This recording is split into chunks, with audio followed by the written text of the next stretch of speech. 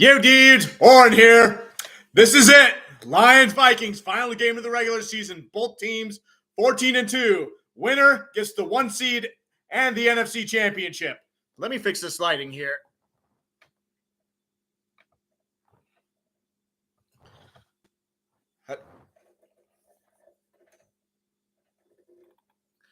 There we go. Good enough. Yeah, I just got done listening to Carrie Underwood or whoever the lady country singer was jamming about the Sunday night thing, just like Snoop Dogg on Monday Night Football. One of my favorite parts of this, but yeah, the Lions have had a dominant year, winning 14 regular season wins, but the Vikings just have not gone away. And I've been annoyed by it all season. And finally, we have the chance to put them in their place tonight and get the advantages we need for the Super Bowl in the playoffs. And they're doing the intros right now. Oh, boy.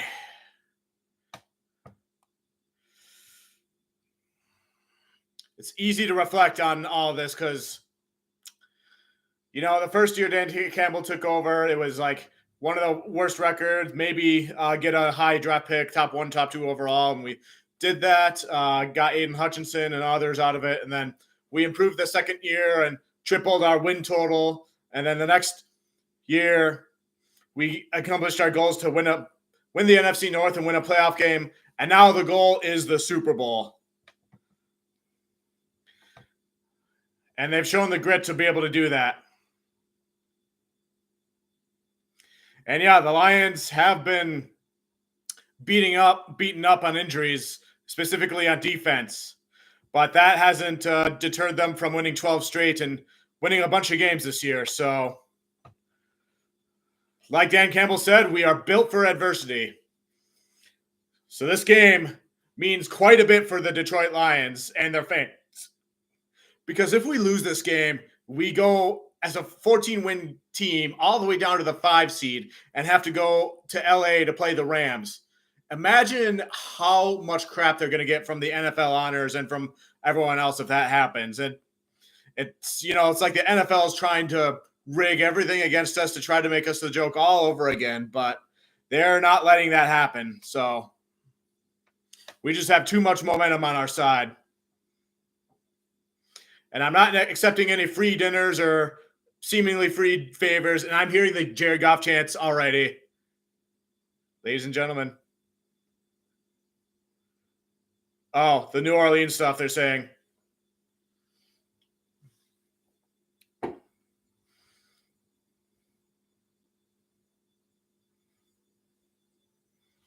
They're asking us to stand for a moment of silence. I'm going to do that real quick. I got to move stuff.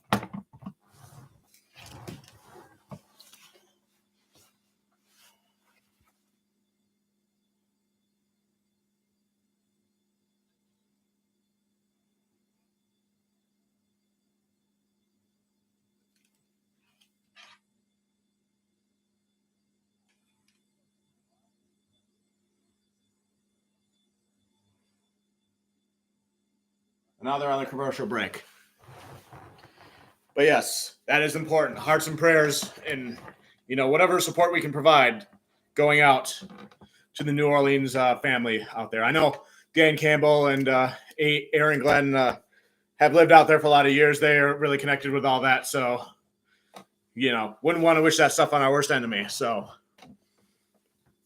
I made sure to try to do the same thing with the Damar Hamlin situation 2 years ago. And that week 16 from that year, 2 years ago, that I wound up going to my first Lions game ever, which was in Green Bay. And both teams were playing to maybe get into the playoffs. They were in a 3-way ring around the rosy situation with the Seahawks. And the Seahawks won their game, which knocked out the Lions. So then the Lions won against the Packers, and I was there. It was Aaron Rodgers' last game. I'll never forget it. And then they knocked out the Packers.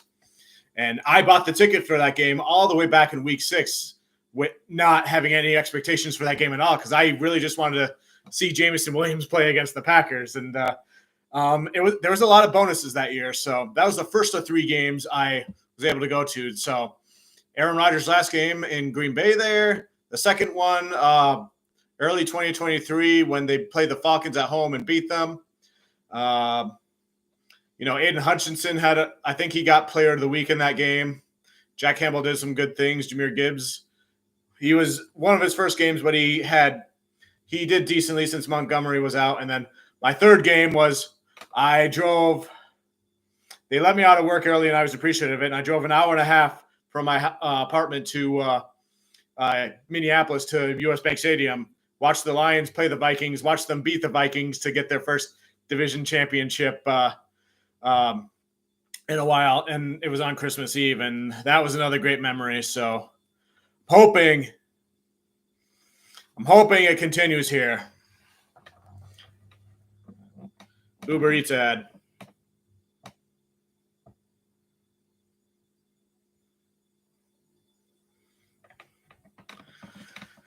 All right, so just waiting for the game to start. Like last we were there, they were doing a moment of silence for the New Orleans tragedy from the other day. And yeah, I was at B-Dubs and I saw that happen. I was watching some of the college games. I had my University of Oregon stuff on and I was rooting for them. And then they got crushed by Ohio State. So my favorite college football team got beat by my least favorite college team. And I was like, oh, dang it, because Oregon had actually beat Ohio the previous two times. And then before those previous two times, Ohio State beat Oregon for the national championship back in 2015. So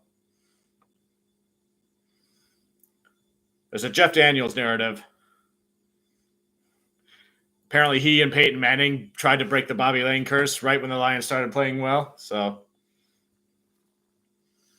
oh yeah, I got my hot cocoa here in my mug I got from my wonderful aunt and cousins. Shout out to that, as well as the hat that I'm wearing. I'm wearing it backwards because the last game I streamed against the 49ers, I turned my hat backwards, and the Lions took the lead shortly after. So I'm trying to, keep the good mojo going any little way I can think of, which is why for most of the season I just did one post-game YouTube short. And then when the Lions lost against the Bills, I decided to do a little more, and that's been working. Like a Friday morning video of some type up on YouTube, and then live stream, and then the post-game YouTube shorts. Plus, the semester is up where at the colleges where I work at, so I have more time to do that. I got the hot chocolate here. I got this thing of water here.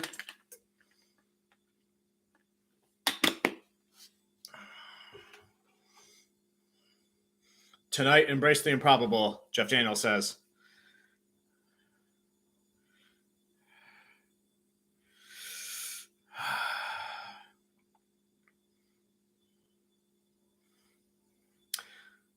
For those of you who are watching, what do you guys think is going to be and obviously we're talking about the Lions. What do you think is going to be the key for the Lions? Because in my opinion, I think special teams coming up with big plays is probably going to be the key, because we know the Vikings are going to move the ball down the field with passing, and the Lions are going to do their thing on offense as well. And I think getting a key blocked field goal, blocked punt, or maybe a fumble recovery on a punt return, I think things like that are going to be the key, and I think we're going to need a whole lot of them. So I'm hoping special teams steps up.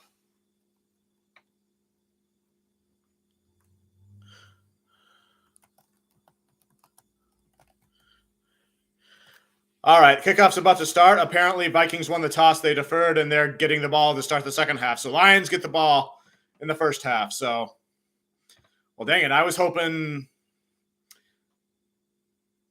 for a while, I was hoping the Lions would get the ball first, usually. Lately, I've been hoping they get the ball second, because I think they're a good enough team to where they can, afford that. But they can manage either way. They're announcing the Lions starting offense.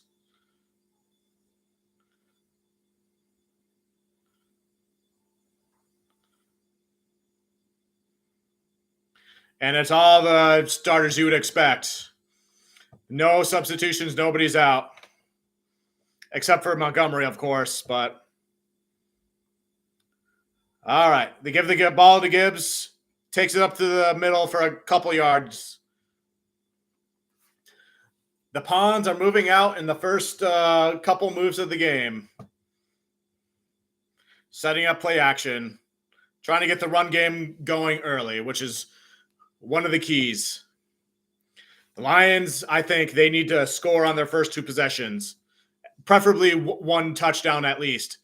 Like 10-0 lead early on. That should. Quick pass out to the side to JMO. He gets a couple yards from there. It'll be third down coming up. Lions got their badass black jerseys on. They wore them against Seattle on Monday Night Football. They wore them against Buffalo.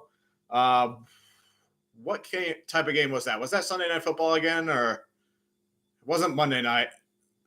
It had to have been Sunday night. No, it was Fox, the 4:25 game of the week type of game. Anyways, 3rd and 5, Goff and shotgun. Many receivers lined up to the right, some on the left too. Goff gonna pass. Up the middle, caught. Gibbs breaks a tackle, he gets the first down, goes out of bounds. He spun away from a tackler and escaped him and was able to get the first down there. Way to go, Gibbs. Gibbs is like the Alvin Kamara of our team. I correctly predicted the Lions were going to draft him for that role. I did not. I thought they were going to use the 18th pick on him, but they used the 12th on him after the trade down from the number 6 spot. So I could talk a lot about that, but I'll save that for later. Anyway, 1st and 10, ball at the 41. Hand off to Gibbs. Goes up to the right side, but he has to go out of bounds, and it'll be a loss of a couple yards. Nowhere to go on that one, unfortunately. They're announcing the Vikings defense. Andrew Van Ginkel, Wisconsin. Ivan Pace. I paid attention to Ivan Pace in the NFL draft. I thought maybe the Lions might draft him, but they didn't. So I know Ivan Pace is short, but like he's a speedy, like does all the little things type of player. 2nd and 13, Goff and shotgun. Running back on his right. Gibbs gets the ball, goes up the middle with it, gains about 4 yards. I might get Gibbs confused with one of their other running backs whose name is also Jefferson, just because Jefferson's number is 28 for the Lions. And then Gibbs is 26 because those numbers look similar. So if I do that in advance, my bad. 3rd and 8, Goff and shotgun. Gibbs standing to his right. Receivers on the right side, 1 or 2 on the left side as well. They hand it off to the Gibbs, but he gets tackled in the backfield, unfortunately. It'll be 4th down.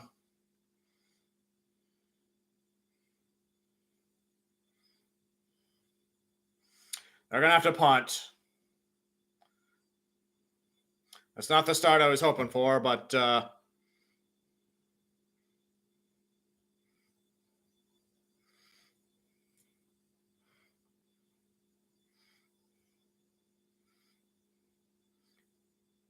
Andrew Van Ginkel, Jonathan Gernard.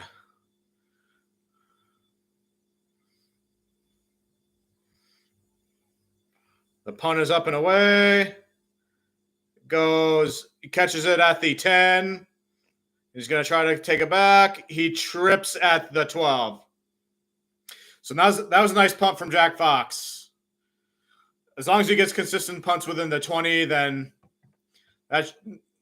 and keep them farther back and make the offense have to work to get down those yards. Blah. Like, I think of it last season when the Lions played the Bucs in Tampa Bay. Like, toward the end of the game, Jack Fox had a really nice punt that, like, went, like, almost toward the goal line. And that led to Baker Mayfield taking a whole lot of time just to get down to the end zone and then just to try to score. But it was too little too late for them. And the Lions won. And then Jack Fox got a game ball for that. So he got a game ball for that as well as Jared Goff, who got player of the week that week as well. Because Montgomery was out, or no, Gibbs was already out, but then Montgomery got injured. He had to go out, so Lions had to rely heavily on their passing game in that game. Yeah, Lions off O-line or whoever has got to step up their pass protection because that was a key stop for the Vikings, as much as I hate to admit it.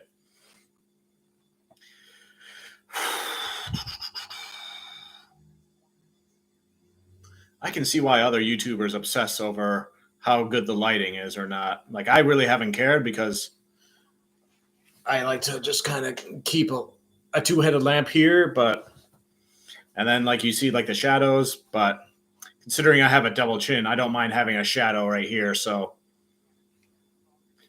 the only other thing I could do is like get maybe some flashlights and angle them up from the floor to increase the lighting better that way. Maybe get some night lights on the plugins behind me, but yeah, it is what it is. I don't have a ceiling light in the living room of the apartment I have, so I have to make do with this lamp, and it's nighttime, so I can't use sunlight from the window. So, but yeah.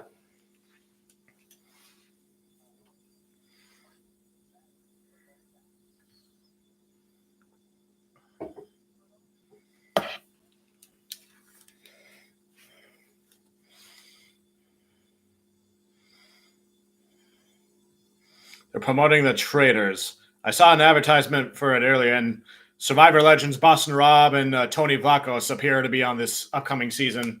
Last season, Parvati Shallow and Sandra Diaz Twine were on it too. So I used to watch a lot of Survivor, so I know some. I know quite a bit about the old school players from that show. Anyways, Vikings 1st and 10. Sam Darnold under center. Running back Aaron Jones gets the ball and he runs it up for 8 yards. That's another key, I think. They need to shut down the running game.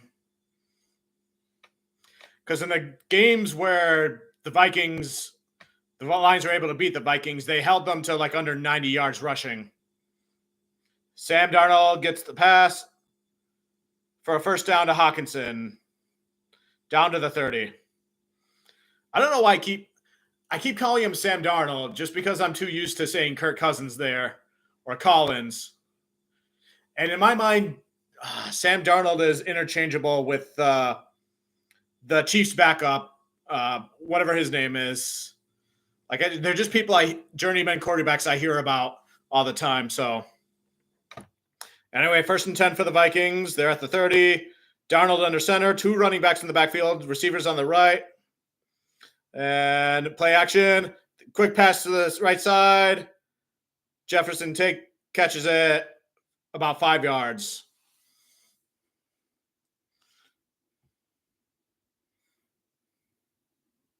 They're announcing the Vikings offense. When the Lions defense is announced, I'll be watching that because we'll be looking for Alex Anzalone. And I've been hearing that he's active for this game. I don't imagine him not starting alongside Jack Campbell. And he's been out since the Colts game. 2nd and 4, Darnold under center. Hand off to running back. And he gets about a couple yards shy of the first down. Oh, yeah, there's Anzalone. I can tell by the hair. He has Thor-like hair.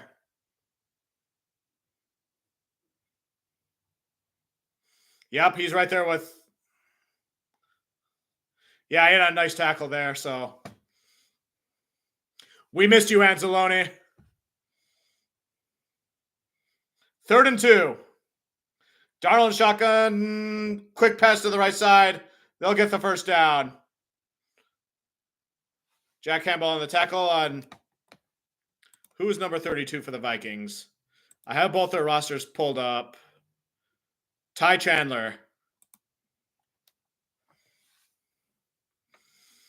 There's a check down pat. No, 33, excuse me.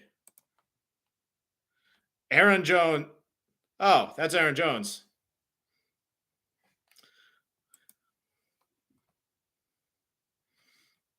Yeah, I didn't realize Jones's number was 33, the former Packers running back. They're at the 42, 1st and 10. Up the middle. He broke a few tackles, gains about 5 yards. Pascal starting. Levi Andruzurike. DJ Reader. These are linemen. Zadarius Smith. Jack Campbell.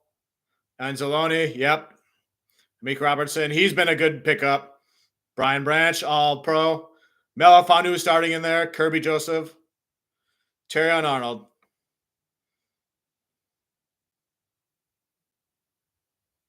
Second and 4. Play his whistle dead. There's flags everywhere.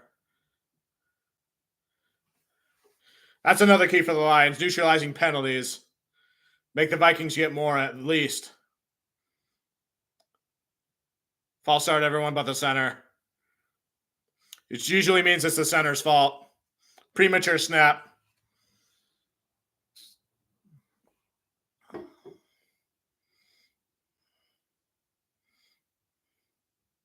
We'll take it. 2nd and 9.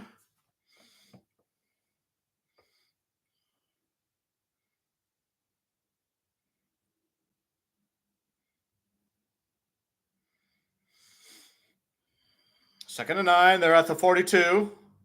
Darnold and shotgun, running back on his right.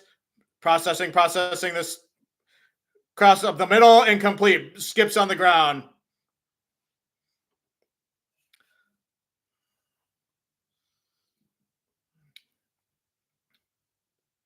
Looks like one of the linemen might have tipped it.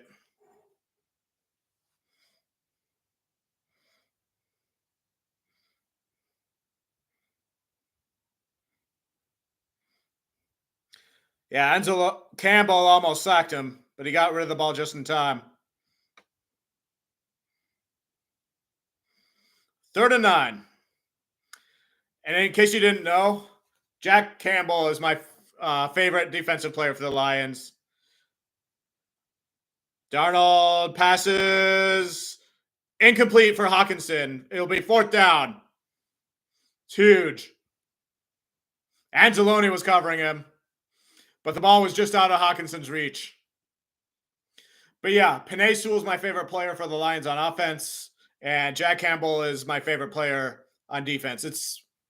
There's a lot of them that I really like. It's hard to choose, but like Penei Sewell for his talent and his grit and his Dan Campbell-ness and his generational talent, future Hall of Famer talent. I like him for that. Jack Campbell for his character as a human being. When I found out about him in the draft, jumped out to me. And the Vikings punted away. Khalif Raymond is also back too. He catches at the 10. He goes up the middle with it, across the 20, brought down to 22. Yes, Khalif Raymond has been injured and out for a while. Now he's back for this game too. He's our kick returner, punt returner. He's one of our depth wide receivers. I'm glad he's back too. I missed him as well.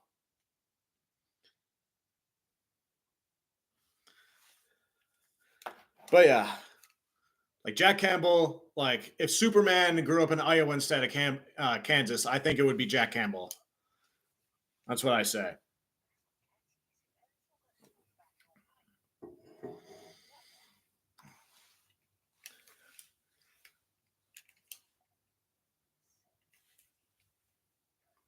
Let me know if you can hear my headphones on there, because I don't want to get in trouble with copyright or anything. So I guess I'll play it safe and turn it down just a little bit. Okay, I can't hear it anywhere as good as I can just now.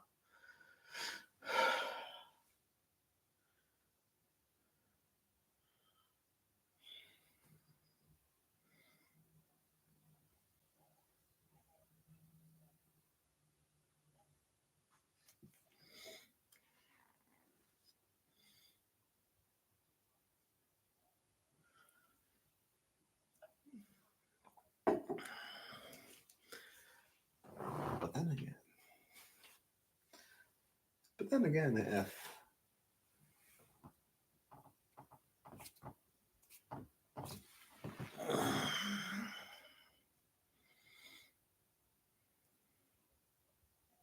deal or no deal, maybe I need to start watching more NBC programs, but really it's just YouTube and reading books is my form of entertainment now. Like I'm the worst person in the world to ask about TV shows these days because I'm just not into TV anymore. Besides football, of course.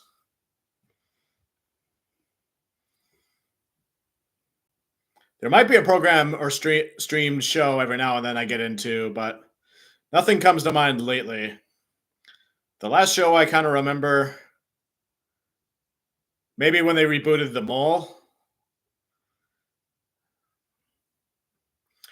They're back and they're talking about the playoff bracket, how it's set so far. Oh, they already have it set. So Saturday, Sunday, and then Monday. So the Monday night football game, the loser of this Vikings Lions game plays against the Rams on Monday night. But of course, the winner of this game gets the bye.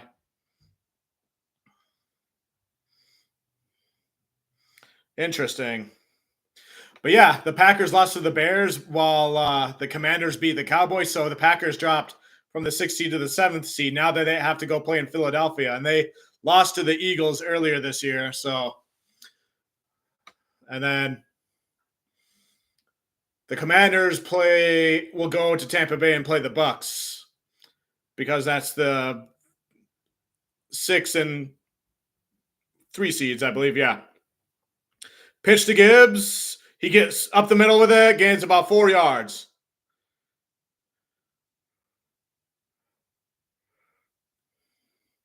So the Lions backup running back, whose name is Jefferson.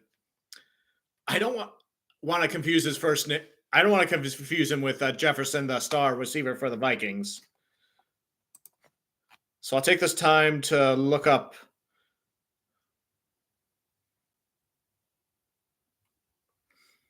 Oh, it doesn't appear to be on this roster.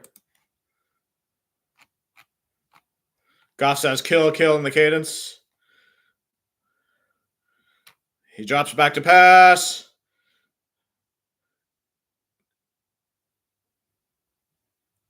It's a first down for Sam Laporta.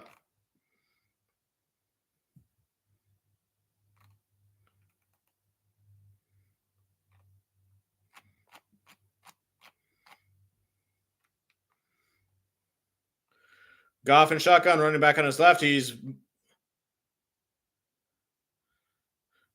having the receivers change spots. Play clock's down to 13.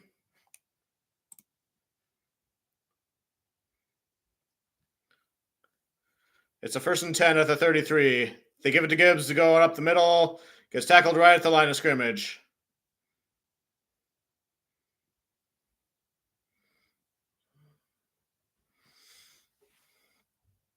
Goff doing work in that cadence. He's no dummy for sure. I was in the camp in the early years of the Campbell regime that the Lions were going to draft a rookie quarterback to develop and make, and then Goff was the bridge. But then Goff proved me wrong, and he's the guy for the job. And with how all these quarterbacks in the recent drafts have turned out, I'm glad I'd have Goff over with him. Goff passes across the middle deep, caught to St. Brown, first down and more, down to the 45. It's a big play. I don't know what St. Brown calls that when he does a first down. I think it's an elephant thing.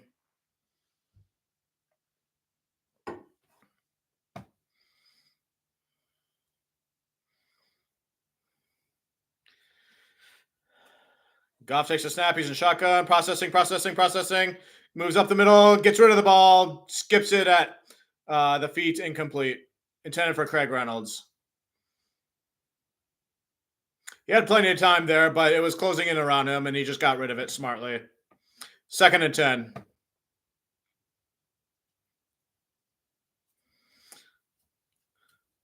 That's right, Tirico. We're going to see some big plays by the Lions. Trick plays. Anything that none of us will expect. 2nd and 10.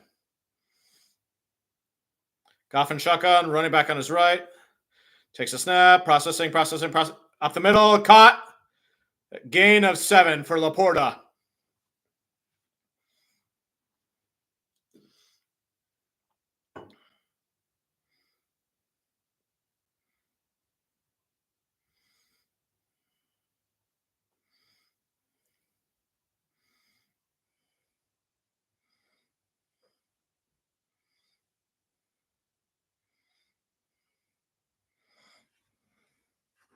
It's 3rd and 2.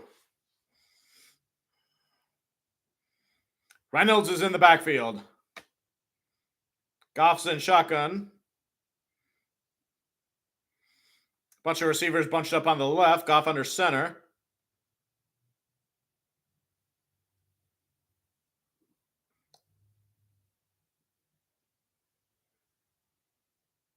Detroit calls a timeout to avoid the delay of game penalty.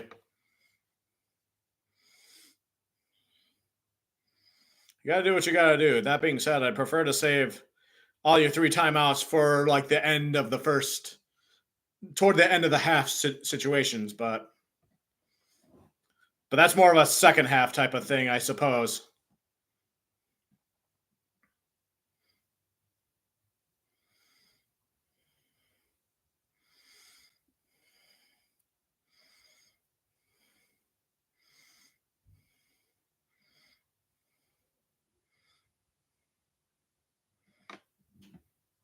Still showing them the huddle. Announcers are talking about random stuff.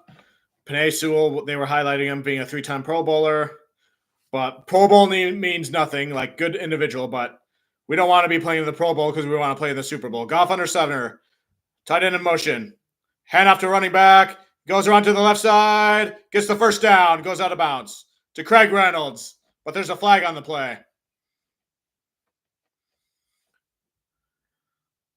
Holding offense. 71. Zeitler, come on, man.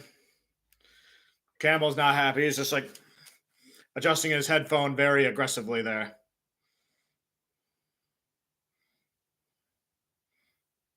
Zeitler made All-Pro too this year. He used to play for the Ravens, and he was one of their top linemen on one. They have one of the other best offensive lines in the league too. Now it's 3rd and 12. They're at the 42. They need to get down to the 39 for a first down. Goff and shotgun. Bunch of receivers on the right. Goff says, reload, reload. Vikings defense is scrambling all over the place with his cadence. Takes a snap. Drops back. Processes. Across the middle. Caught. Reynolds catches it, but it's short of the first down by about 4 yards. Or Tim Patrick, excuse me. It's 4th down now.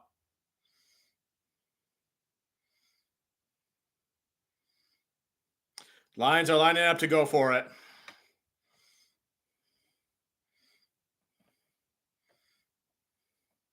Vikings are first in stopping 4th downs. Lions offense is 5th with a 69% percentage of making them. 4th and 5, 6, 5, 4, 3, 2, 1. The snap is off. J-Mo gets it for first down and more. He gets down to the 25. Yeah. That's the cojones Dan Campbell has. Dang, I thought they were just trying to get him to jump offsides and then do the field goal, but I never know. But yeah, usually they go for it. And Goff almost got sacked too, and he got rid of it just in time.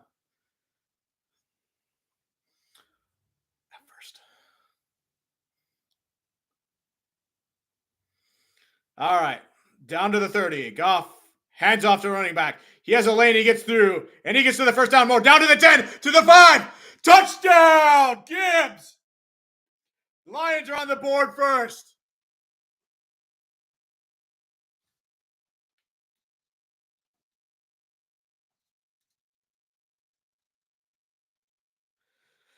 Whew.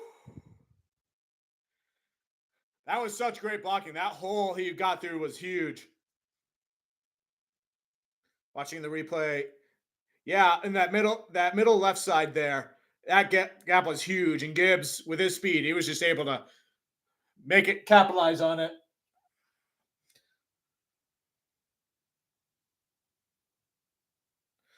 Extra point is up and good.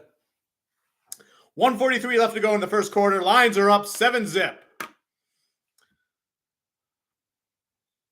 So that's the Lions' first 2 drives, and they have 7 points, while the Vikings have 0. I mean, we're winning, so it's got to be good.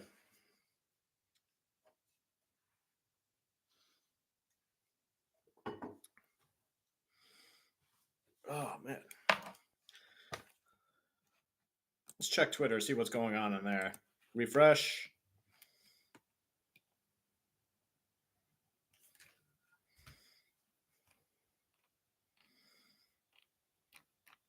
Lions are tweeting that first down pass to St. Brown, that deep one that got them that ball from earlier in the drive. There's another one of Penei Sewell giving a pregame speech. I love his pregame speeches. They're always like intense and be like, got to be ready to go and all that. He's an extension of Dan Campbell. Oh, Adam Scheffner just posted next week's wildcard schedule. So Saturday, Chargers play the Texans, and then the Steelers play the Ravens. Sunday, Broncos play the Bills. Packers play the Eagles. And then, I should say the times. Let me start over. Saturday, 4:30 p.m. on CBS, Chargers play the Texans. Saturday night at 8 p.m. on Amazon Prime, Steelers play the Ravens. Sunday, 1 p.m. on CBS, Broncos play the Bills. 4:30 p.m. on Fox, the Green Bay Packers play the Philadelphia Eagles. Sunday night at 8 p.m. on NBC, the Washington Commanders play the Tampa Bay Bucks. And then Monday, 8 p.m. on ESPN/ABC, the winner of this game I'm streaming right now goes to, or the loser of this Vikings and Lions game goes to Los Angeles to play the Rams. All right. But the Lions they prefer not to have to play on this wild card weekend. To do that, we need to win this game tonight.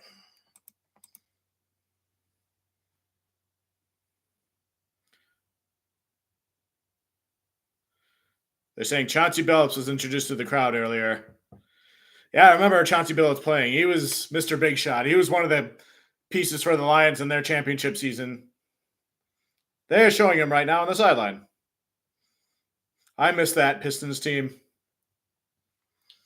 And in case anyone's wondering, no, the Pistons do not play today. So it's not like last year where it's like, whenever the Pistons lose, the Lions win and vice versa. And no, that was just a coincidence, and it's irrelevant tonight because the Pistons are not playing tonight.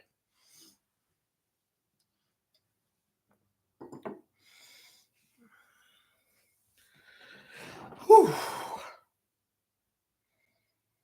Now they're talking about the Lions' injured defense. But we got Anzalone back, and we got Khalif Raymond back.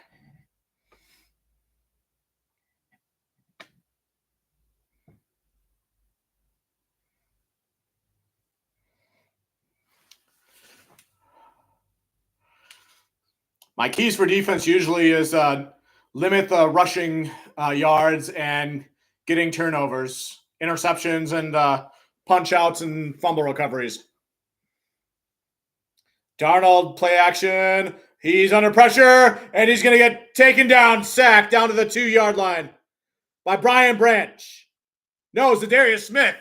Zadarius Smith gets a key sack, a tackle for loss. Yes, we needed more of those. I haven't heard much from Zadarius Smith, but we got him now. And he used to play for the Vikings, too. Oh, man, that was a couple of moves. He bounced off one lineman to go to the other, then he did a spin move to get around, and then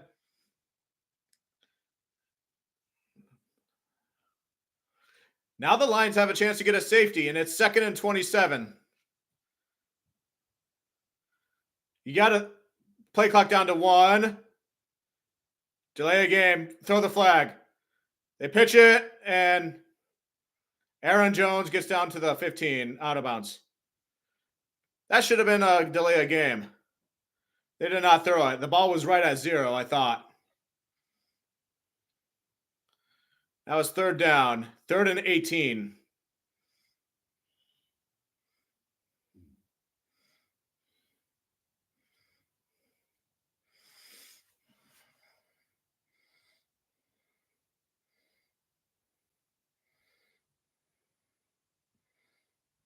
It's 3rd and 18. Their ball is at the 12. They need to get to the 30. Darnold's in shotgun, running back on his right. Takes a snap, processing, Passes all incomplete. Intended for on Hawkinson, but it was just above his reach. 4th and 18. They're going to have to punt. So good start so far for the Lions defense.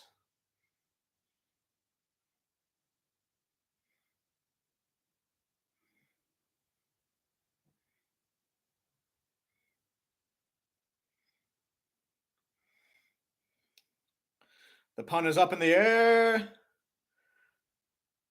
Raymond catches it at the 30. He's going to take it back. And he gets tackled at the 30. He tried to run vertically, and he got met. Little scuffle going on there, and then they head to commercial break.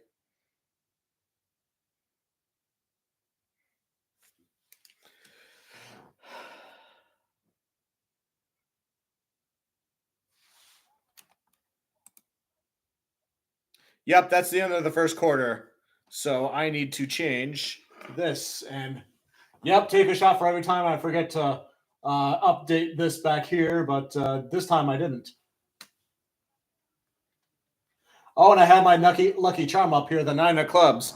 For those of you who watched my content last year, before the Lions and Broncos game, YouTuber Brandon Perna spins this curse wheel, and whoever it lands on, they either like lose or like have a big injury or something bad happens to that team. And then it landed on the Lions, suspiciously on the same week when the Lions were playing the Broncos. And then meanwhile, I was doing a weekly Fridge Magnet Power Rankings video where I draw a card from a deck from 1 to 10, ace being the one and whatever, and whichever team I picked is the team that will be shielded from any curses. And then it was the 9 of clubs, and the Lions just so happened to be the 9th team I did there. So it was a clash between Perna's shield deck versus my Perna's curse wheel versus my shield deck. And my shield deck won out. So, plus it helped a little bit when I sent 130 dono to Perna during Clickbait Sports that week, I'm sure. And then, or maybe the curse just got deflected on me because I caught a bad flu during that game, and I had to spend most of that day sleeping. And then I woke up like toward the end of it. I couldn't live stream or anything, and like I woke up and the Lions were beating the crap out of the Broncos. So. But yeah, that's the story behind this 9 of clubs here. I'm going to probably find a way to make more references out of it. I know the NFL Honors Show did something with clubs because like they did a magic trip where they made Roger Goodell disappear, and in his place it was Barry Sanders wearing a crown and then like a robe with clubs on it. But I did not like the way the Lions are treated. They're talking to Kevin O'Connell, the ugliest coach in sports. I'm just kidding.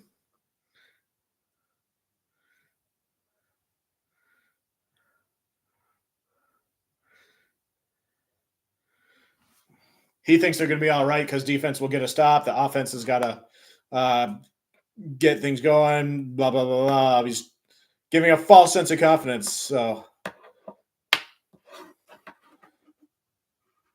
there's a false start, I think, on the Lions. Like, I hate Kevin O'Connell this week for obvious reasons, but objectively, O'Connell has given results to the Vikings. I'll say that. All right, Lions. Let's knock off the penalties. It's 1st and 15. Goff and shotgun. Gibbs on his right. Hand off to Gibbs off the middle. He gets about 4 yards on that.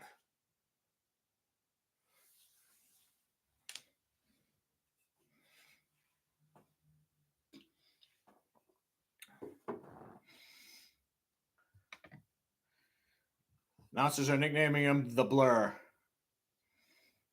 because he's fast, I'm assuming.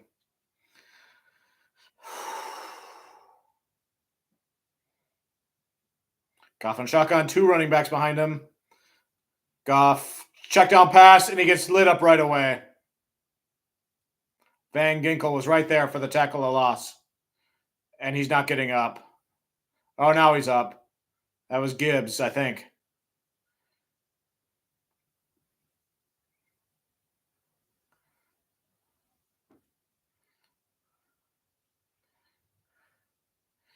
Yeah, he lined up way outside of Panay Sewell, and he beat Sewell to the spot, and he got through. That's like Jim Schwartz scheme stuff. Goff takes a snap, 3rd and 20, and he's going to get sacked. Crap.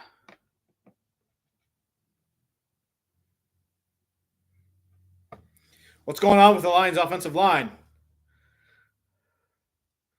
Squinardo.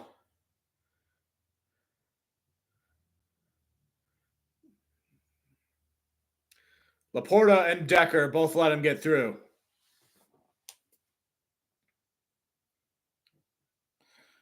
The punt is up. He catches it at the 44 and tackled at the 50. The field position there. Athletic training staff is looking at Gibbs. Well, that makes me hate Van Ginkel even more because I know he's one of their best defensive players.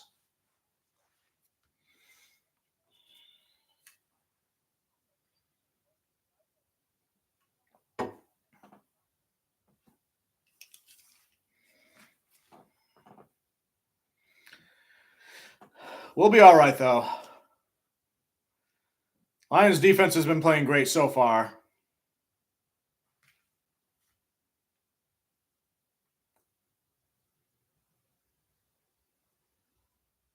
It's just interesting how, like, they always, whoever the Lions' opponent's head coach is, they always like interview them first, like whether it's like first quarter or whatever, and then like Dan Campbell's always the one to come out after halftime to talk or whatever.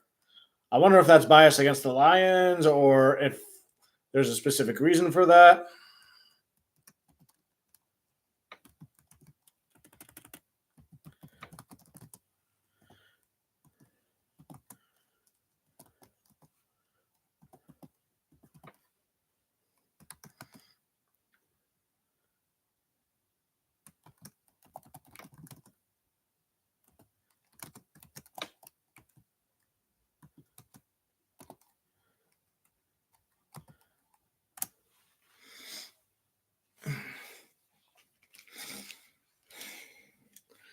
All right. I know there's nobody in here right now, but I like to talk like there is just in case. I know there was a couple of people in here before. There was people even before I started the live stream that were commenting. So God bless them.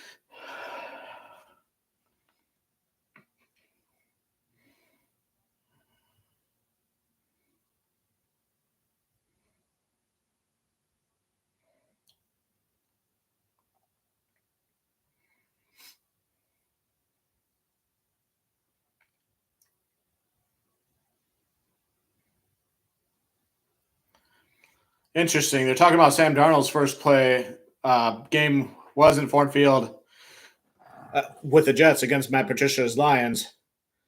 I was thinking of a different game where the Lions got blown out by the Jets, but which was Patricia's first game. But man, that was ancient history. Running back tackle on that previous play. Sorry, I was kind of half concentrating as I was thinking about what they were talking about. But Darnold's in shotgun, running back on his right. 2nd and 9, processing. Pass is caught. It's a first down. Oliver is the one guy that gets a first down. There's a flag. I think he did the finger gun motion, and he's going to get called for that, if I had to guess. Someone in the Bucs game, I think it was, got penalized for that earlier.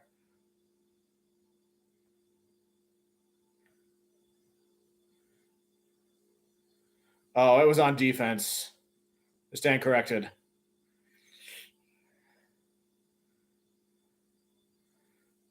Yeah, I was busy talking and I missed what it was, but I know it was on the defense. But it's 1st and 10. And it's at the 44. Darnold and shotgun, running back on his right. Receivers on both the left and right. Quick pass to the right side to number 3. He gets tackled, 1 yard loss. Amik Robinson's there on the tackle. Excuse me. That was Jordan Addison who caught the pass and got met by Amik right there. I got to say, I really like Amik. No one's talking about him enough, but he's done a lot of key stuff for the Lions defense this year. But anyway, 2nd and 10. Darnold shotgun. Catches the snap, processing. Going deep. Overthrown, incomplete, intended for Addison. Terrion Arnold was on the coverage, and there's no flags. I only bring that up because Terrion Arnold, I know, occasionally gets pass interference penalties on stuff like that. If he got one there, then the ball swatted the fall would put them like right in the end. So they were trying to take the bait on that, but the Lions did not take the cheese there.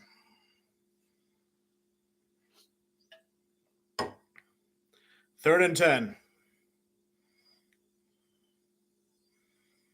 Play clock at 5, 4, 3, 2, 1, 0. And another deep pass caught by Jefferson. 1st down and more. No flags were thrown. That was a delay of game, I thought. That's the 2nd time tonight. Unless my depth perception is just off.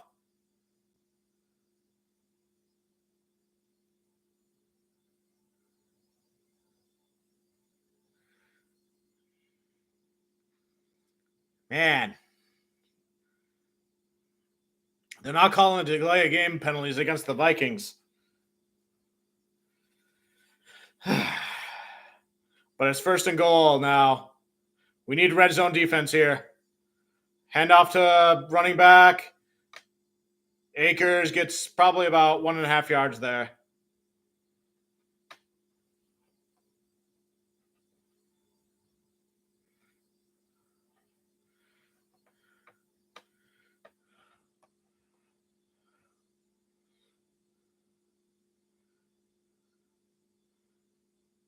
The announcers are agreeing with me, but I don't know what's going on with that, I guess. But it's 2nd and goal. We need to convert this to a field goal. Things are whistled dead. What's going on? Oh, they got to reset the play clock, I guess. Or a turnover. Turnover would be nice here.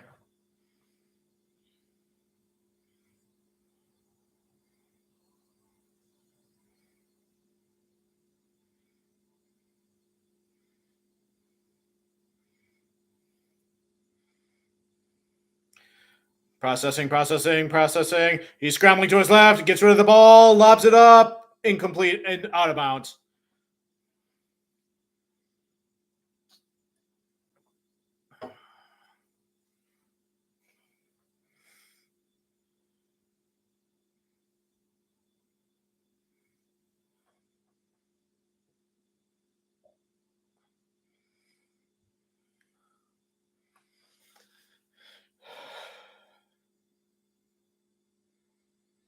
Third and goal.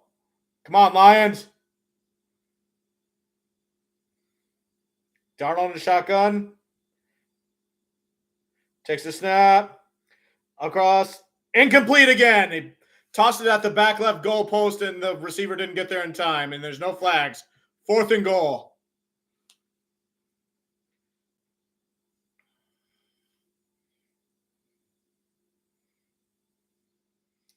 It looks like the Vikings are going for it on 4th down. 4th down conversion attempts, fewest in the NFL. 6 out of 10.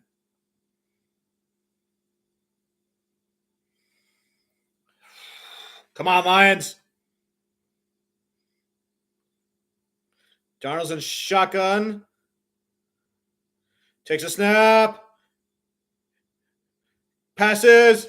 Incomplete. Turnover on downs. There's no flags. Robertson was on the coverage there. Nice job. Woo! Lions will take over. So each side has like pretty much 3 drives so far, and the Lions are the only ones to score so far. We are winning, but let's build the fire of that lead. If we can get another touchdown in this drive, that would be huge. But we'll have to drive all the way across the field. They could just throw a Hail Mary to J-Mo, and that would probably work. We see that every once in a while. But then again, they do want to run down the clock, too, so they want to win the time of possession battle, too. That's one of the top things, in my opinion, so. Tiba, I see you. Go Lions. Go Lions win pride. That's what I'm talking about. So 3 drives each so far. Detroit's the only one to score on those so far. So Lions defense has shown up so far. Although the Lions offense, that last drive, particularly their offensive line, their blocking has to get better because their edge rushers or whoever have had a lot of tackles for losses on us, and we need to knock that off. Got to adjust or just do better or do something.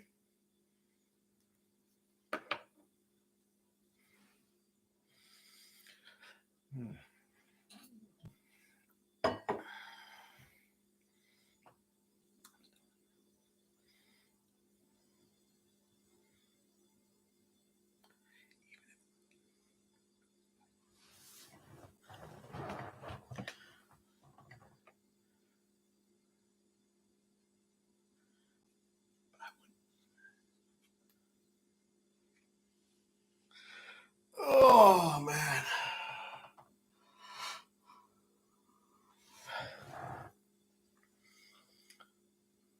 I can't decide whether or not if I feel bad for the Bengals because I know they won. They did what they had to do. They needed to depend on Miami to win, but Miami lost, which means Denver had to lose for Cincinnati to get in the playoffs. But they were playing against the Chiefs backups, and they smoked them, and they did what they had to do to get in the playoffs, which I guess if you're Kansas City and you're the top seed, then you're better off playing an opponent that you know in the playoffs. Kind of like what the Rams did a few years ago in their Super Run when they played other. Gibbs gets the ball, and he bounces off of one tackle, gets another, gets a few yards. Not enough for a first down. It was about 5 yards before he went out of bounds, I think. Yeah, Gibbs had a big hit by Ginkle there, but looks like he shook it off, and he's all right now. 2nd and 5. Goff under center. One running back behind him. Play action. Get rid of it!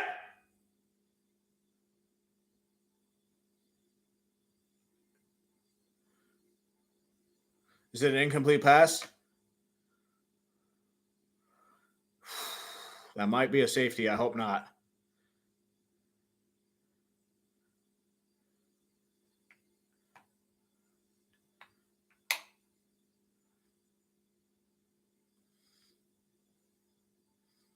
Yes, ref? No foul? Incomplete pass. Okay. All right. No safety, no penalty, just an incomplete pass.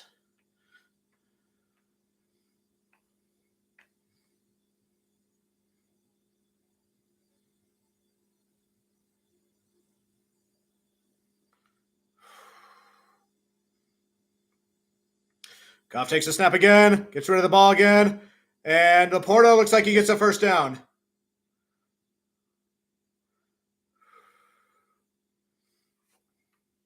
Those pass rushers from Minnesota are starting to concern me a little bit. I mean, the opponents have known that one of their biggest line strength is their offensive line and their tackles, so They probably spent a lot of time in the film studying them and prepping them, but hopefully the Lions can adjust. Goff hands off to Gibbs. Gets like 1 yard. The announcers are still talking about previous plays.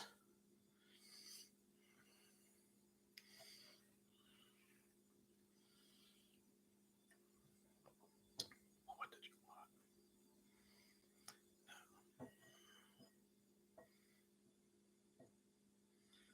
No, whatever. 2nd and 9. Hand off again. Reynolds gets 9 yards on that one. That's a nice run there.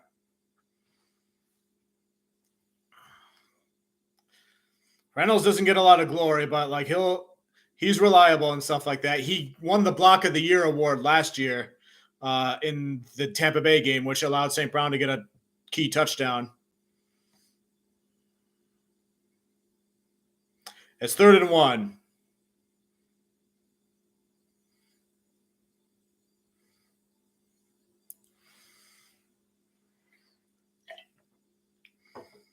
Goff under center. Everyone's bunched up to the line. There's a running back in the backfield. They give it to Reynolds again. He looks like he gets the first down.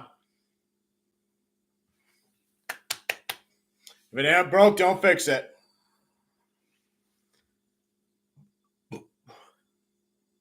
Excuse me.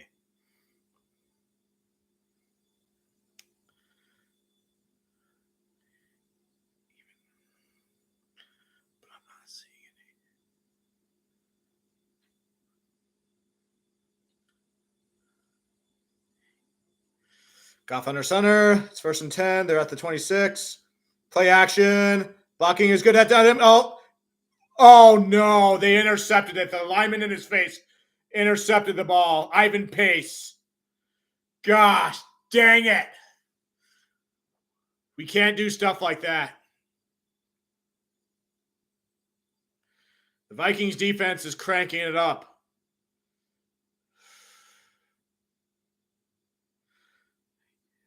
Yeah, that Ivan Pace Jr. is a problem. He tries to dump it off to Gibbs, who's right in front of there, and he deflects it, and then he catches it. Or no, 44 deflects it, and Pace catches it. He should have just tossed it at his feet.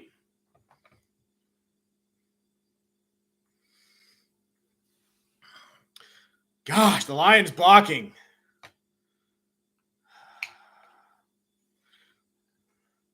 It's stuff like this that can decide games. Darnold takes a snap and shotgun. Processing, passes it. Deflected, no flags. Incomplete. Intended for Jefferson. Amik Robertson once again doing work in the absence of Carlton Davis. If you can just convert them to a field goal at most, that would be huge.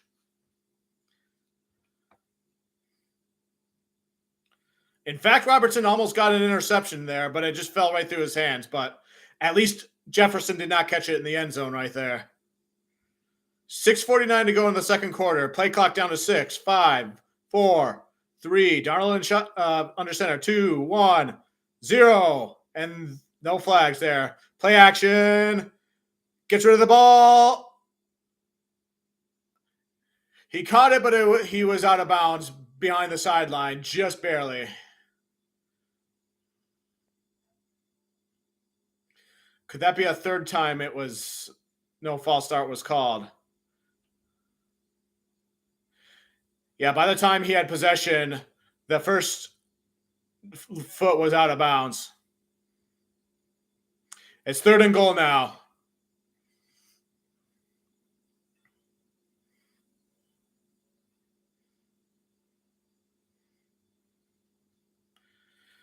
Third and goal, ball at the 8. Darnold shotgun, running back on his left. 3 receivers on the right side.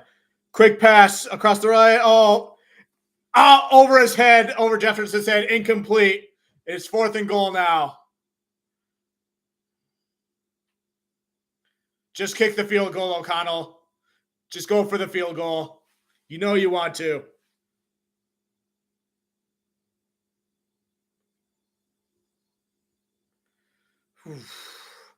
He was wide open that time, and that one was lucky. I admit that one was lucky. They're going for the field goal.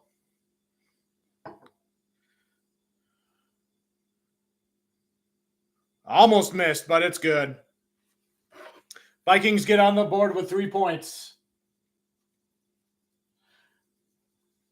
The Vikings convert a deflection interception into a field goal, but at least it's not a touchdown. So all things considered, I consider that a win for the Lions there in that situation.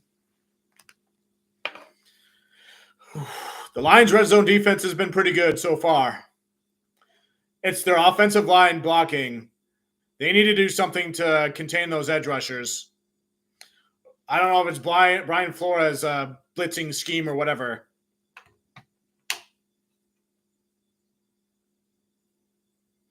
Maybe some quick passes like down to St. Brown or something.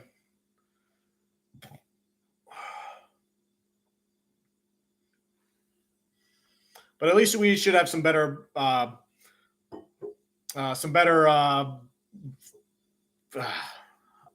drawing a blank on the term, some field possession after the kickoff there, as opposed to the turnover on downs, which puts us right there by the end zone, where we almost got a safety and we almost had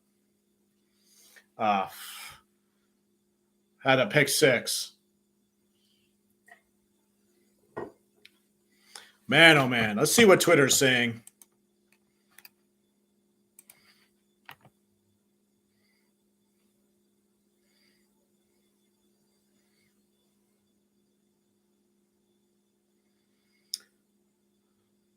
So Colts GM and head coach are coming back for 2025. Sure. I mean, you have talent, you have good offensive coaches, you need your players to develop, I suppose. Anthony Richardson is just not an accurate passing quarterback.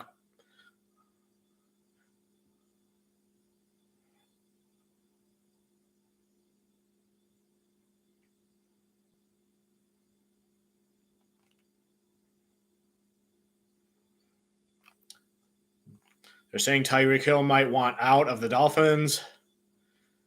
Yeah, when things are going well, like you're at the top of the game, you're a superstar, but when they're not, then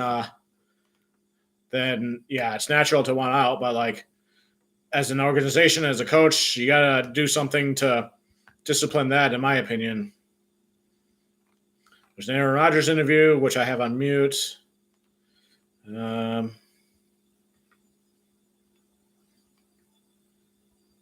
Something about C.J. Stroud, Hutchinson on the sidelines.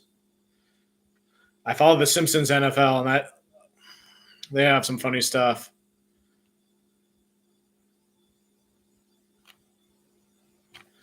Anyways, we're back. 6:35 to go in the second quarter. And the first half. Kickoff goes into the end zone, bounces out. It's like he was aiming for that left side there.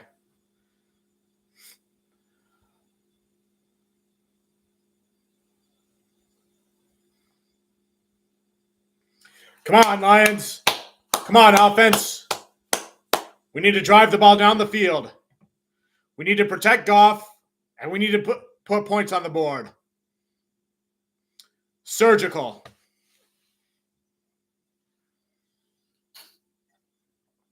And take care of the ball, too. Goff under center, 1st and 10 at the 30. Play action. Gets rid of it across the middle. Trips up right in front of the first down. I think that was Jameson Williams that caught that.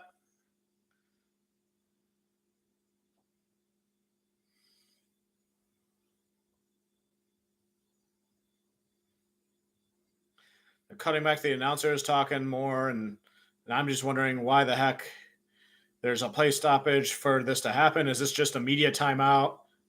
I don't remember if they have those in NFL. Okay, here we go. 2nd and 2. Goff under center. Jamin in motion behind him. Running back behind him. Play action. Gets rid of the ball. First down to St. Brown. across the 45, gets down to the 49. So the blocking is improving so far, and he's getting rid of the ball quicker. That's good. And they're getting back up to the line of scrimmage as they show a replay.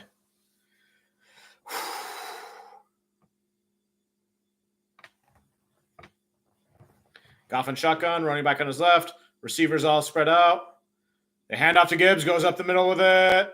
Gets about 3 yards there. Mix and match.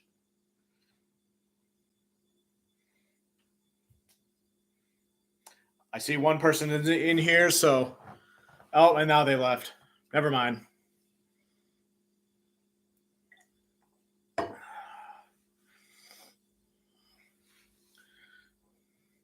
All right, Goff under center. 2nd and 7.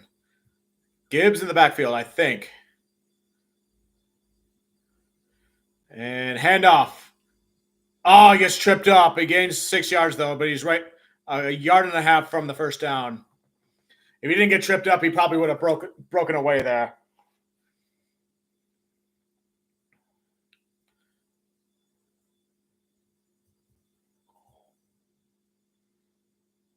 .434 to go and counting. Ivan Pace Jr. is coming off the field. I think he's just subbed out. He looks kind of tired, though. 3rd and 3. 4:20 and counting. Goff takes a snap and shotgun. Hands it off to Craig Reynolds. And he looks like he got the first down. Or at least very close. 4:07 and counting. They mark him just short by like half a yard. If I could see an instant replay to confirm that,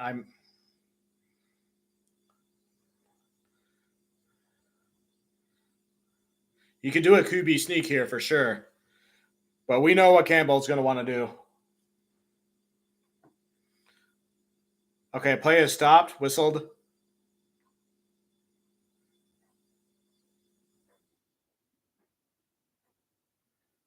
Sounds like Campbell challenges it.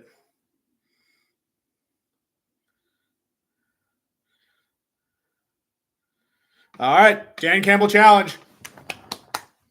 Let's look at it.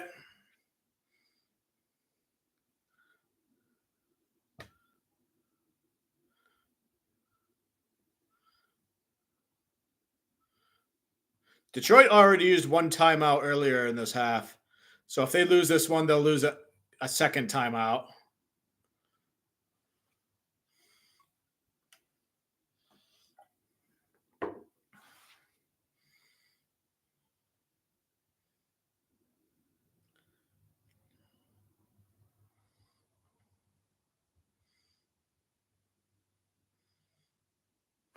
It's that Matthew McConaughey commercial. I'll be honest, Matthew McConaughey, I first heard about him from Family Guy because he seemed like their go-to punching bag for stuff. And then that's how I kind of knew about him. And then I realized he was had a role in the movie Contact, which I know my mom loved that movie. So I watched it and I kind of liked it but I was very young when I saw it.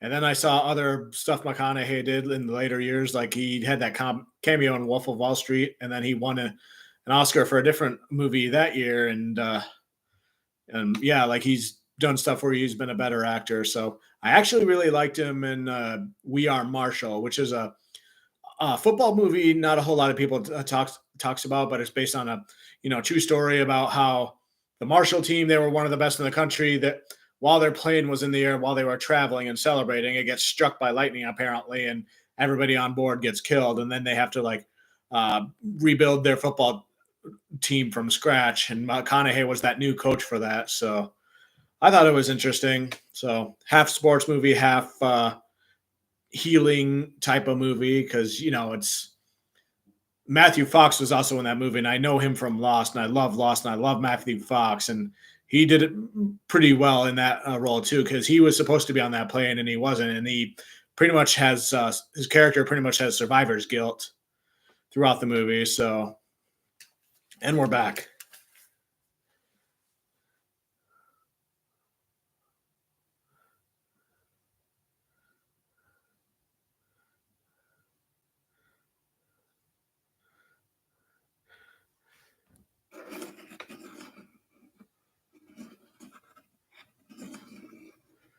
They're saying inconclusive evidence. They lose the challenge, but they moved it closer inches wise. Goff under center, 4th and inches. Play action. Deflected, incomplete. Oh, what was that? It's a turnover on downs now. I'll be honest, I did not expect that, but obviously the execution, and it must have been deflected because, like, nobody was in the area where he was passing.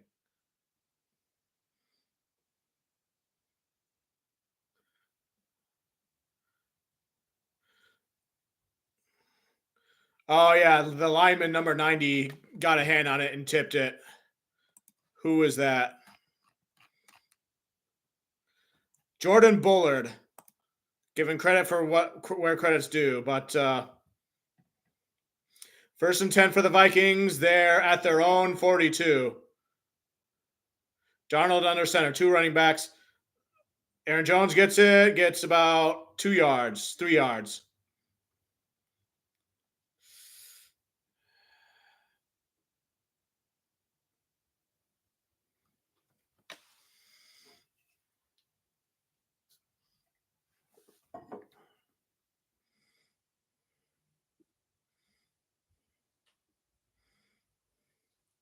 Aaron Glenn says, we need a fight. We need a takeaway.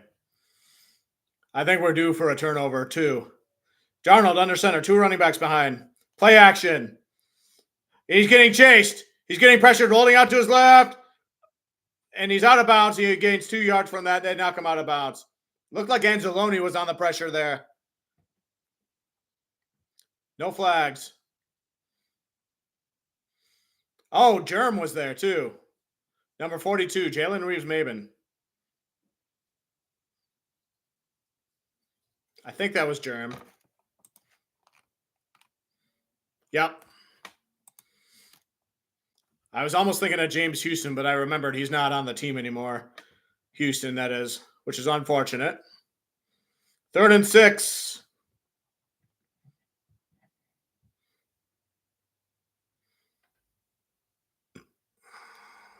It's at the 46. Darnold in shotgun. Takes a snap. Processing. Gets rid of the ball. It's caught. 1st down to Naylor. Down to the 35. Naylor's another person not to forget about either. I know there's Jefferson, there's Addison, there's Aaron Jones. Naylor's been pretty hot lately. He had a good game against the Packers before. And we're at the 2-minute warning.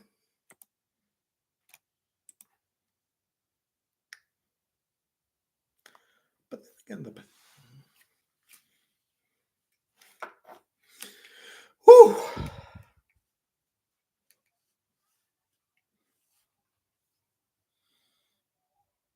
Not to take anything away from Craig Reynolds there, but if David Montgomery were there, he would have got that 1st down there. I'm being too hard on Reynolds. He's doing decent and things like that. So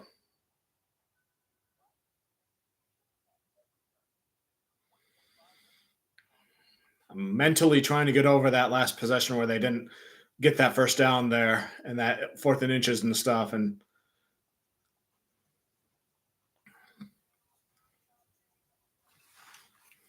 like just the play call there surprised me. So I guess it was clever because they weren't expecting it there, but like, and then the Vikings defensive lineman just tipped it.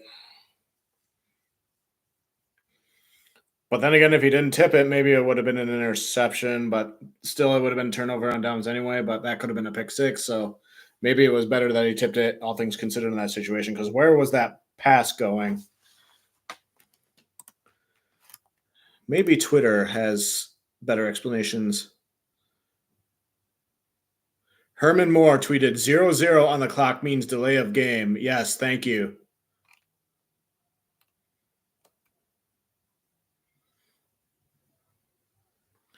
The Dolphins are keeping their GM and their head coach.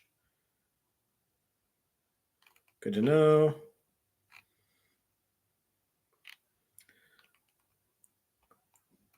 I feel like if Miami had a head coach job opening and Ben Johnson wanted to go head coach somewhere, that would probably be the one place, just because Ben Johnson had coached there for several years and he probably knows a lot about that organization for that reason, but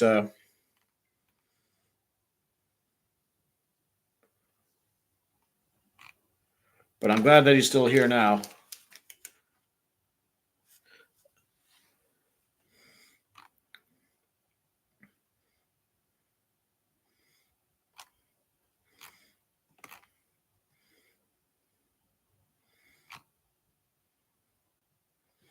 All right. Nothing really new to report from Twitter.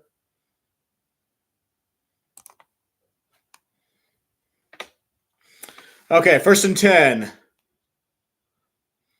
Past the 2-minute warning.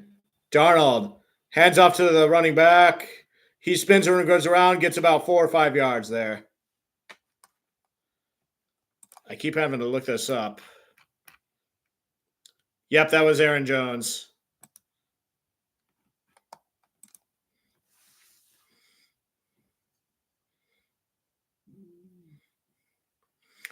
Second and 5.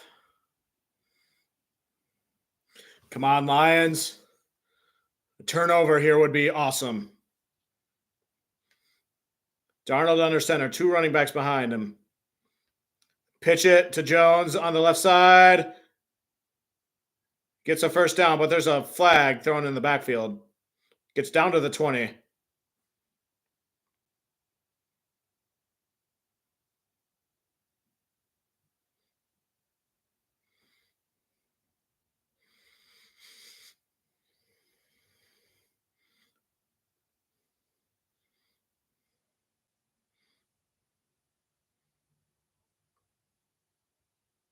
Holding defense 95.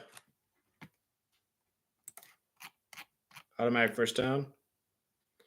Pat O'Connor. Gosh. It's one of the replacements. Well, O'Connor's done some decent stuff in the past, but he'll do stuff like this every now and then, too.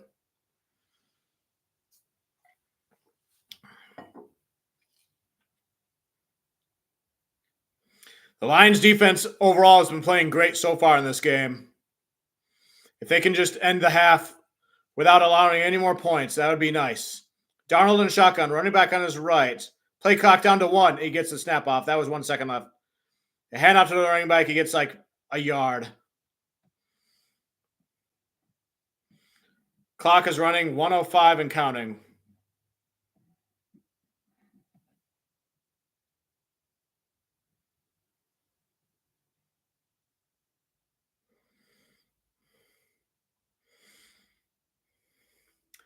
Darnold in shotgun, running back on his right. Takes a snap, processing, gets rid of the ball. Caught up the middle to Aaron Jones, gains about 2 to 3 yards. Caught and tackled immediately.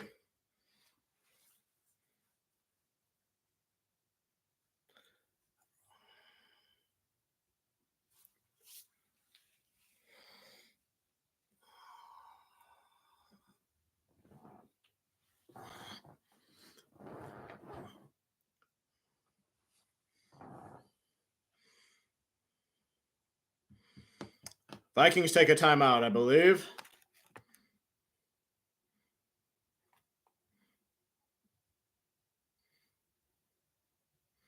We're talking about the matchup between Jefferson and Amik Robertson. Robertson's doing a great job so far.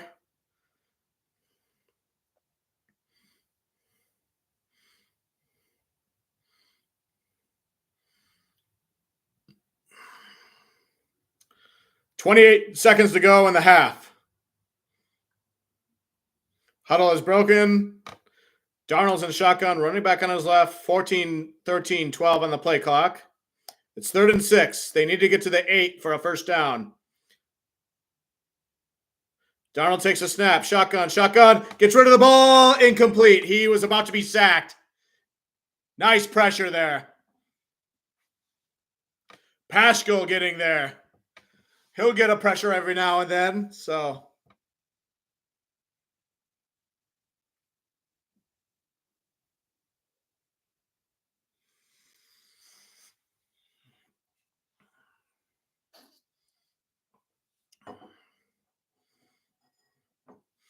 AG's like, yeah! And they're kicking a field goal now from 31 yards.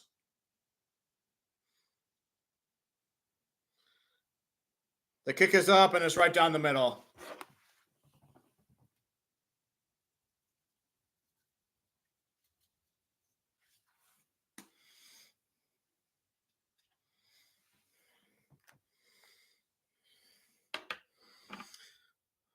$20 seconds to go in halftime. I see one person in here.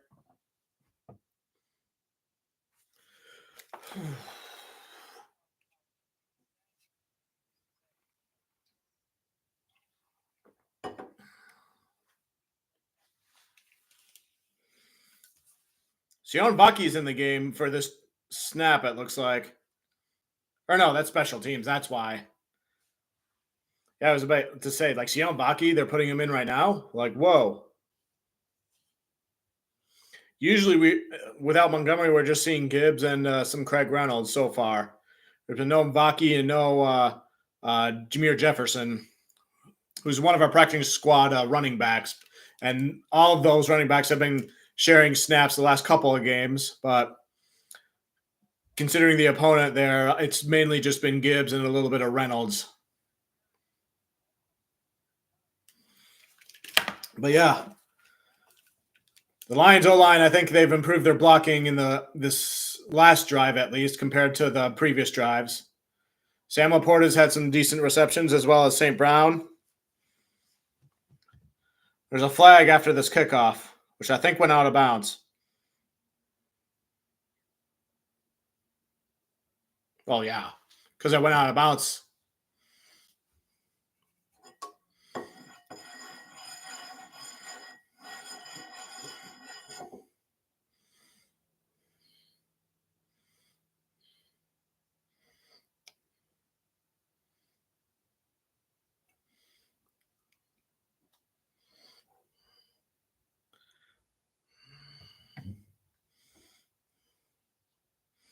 All right, 1st and 10. Goff and shotgun. It's at the 40. Takes a snap. Processing. Gets rid of the ball. Passes. Caught to St. Brown at the 39. That's a first down.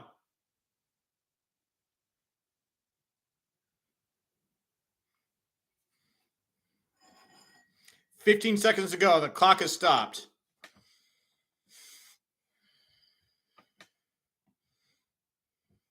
They're showing Jake Bates just eyeing the field, just mentally preparing.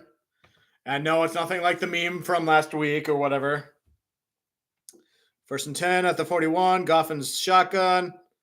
Gibbs standing to roar, he says, I think. Takes a snap, processing. Across the middle, another first down to Khalif Raymond. 7, 6, 5, 4, 3. Timeout. Dan Campbell calls it at 2 seconds. And he's calling for the field goal unit, it looks like. It's going like this.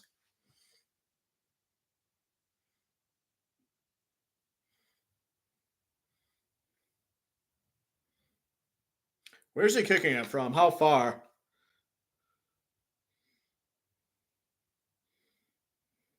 Come on, Bates.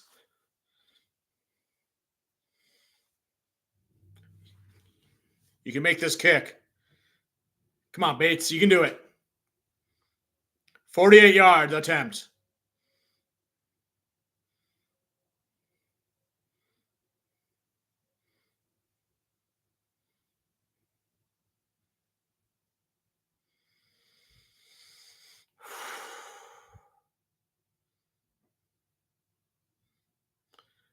And Minnesota takes a timeout, icing Bates, which will have little to no effect on Bates.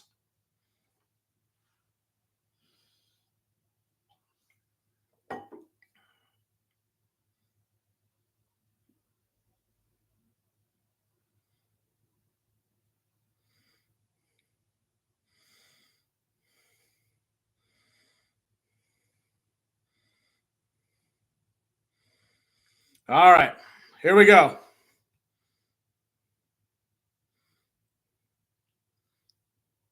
Kick is up. And it's good. Makes it look easy. See, I told you Reichard was going to do something to mess up, and because of the penalty for where he kicked it out of the bounce, the Lions got in the field position to kick that field goal right in time for halftime.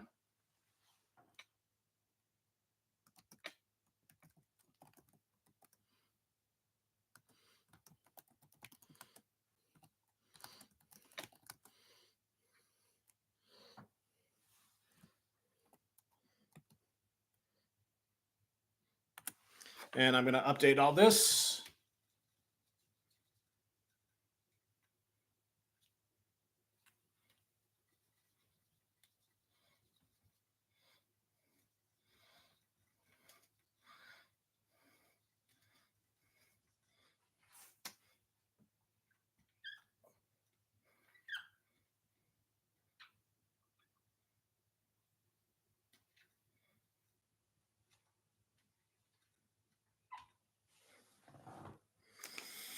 All right, halftime. Probably going to go to the bathroom in a couple minutes or so, but I might just like enjoy these Tom Hanks preview about sledding or wolves or polar bears or something. I don't know. But yeah.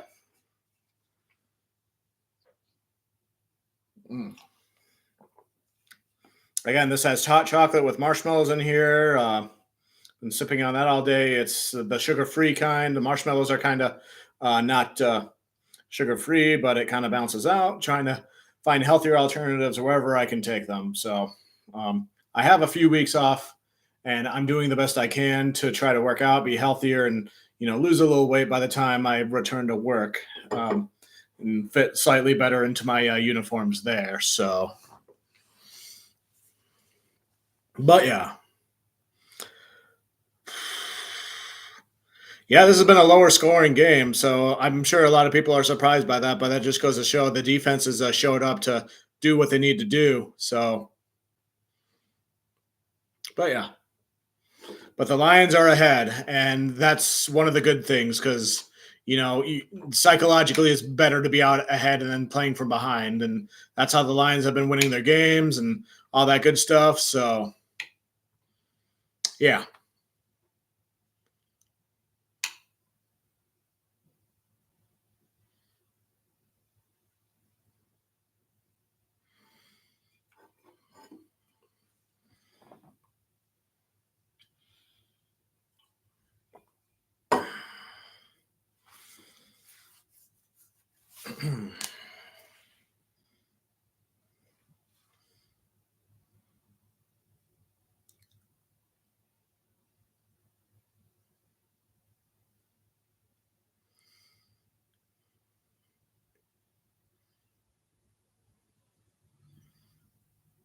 All right, I think I'm going to go to the bathroom. I'll be right back.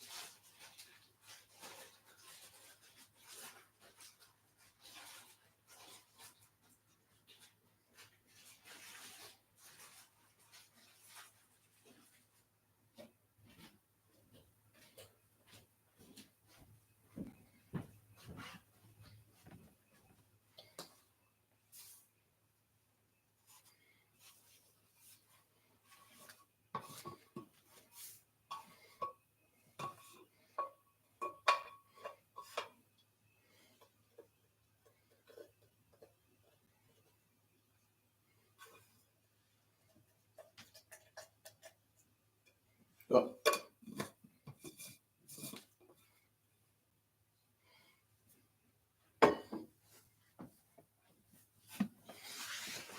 All right, I'm back. Went to the bathroom, added some marshmallows to my hot chocolate, and all that good stuff.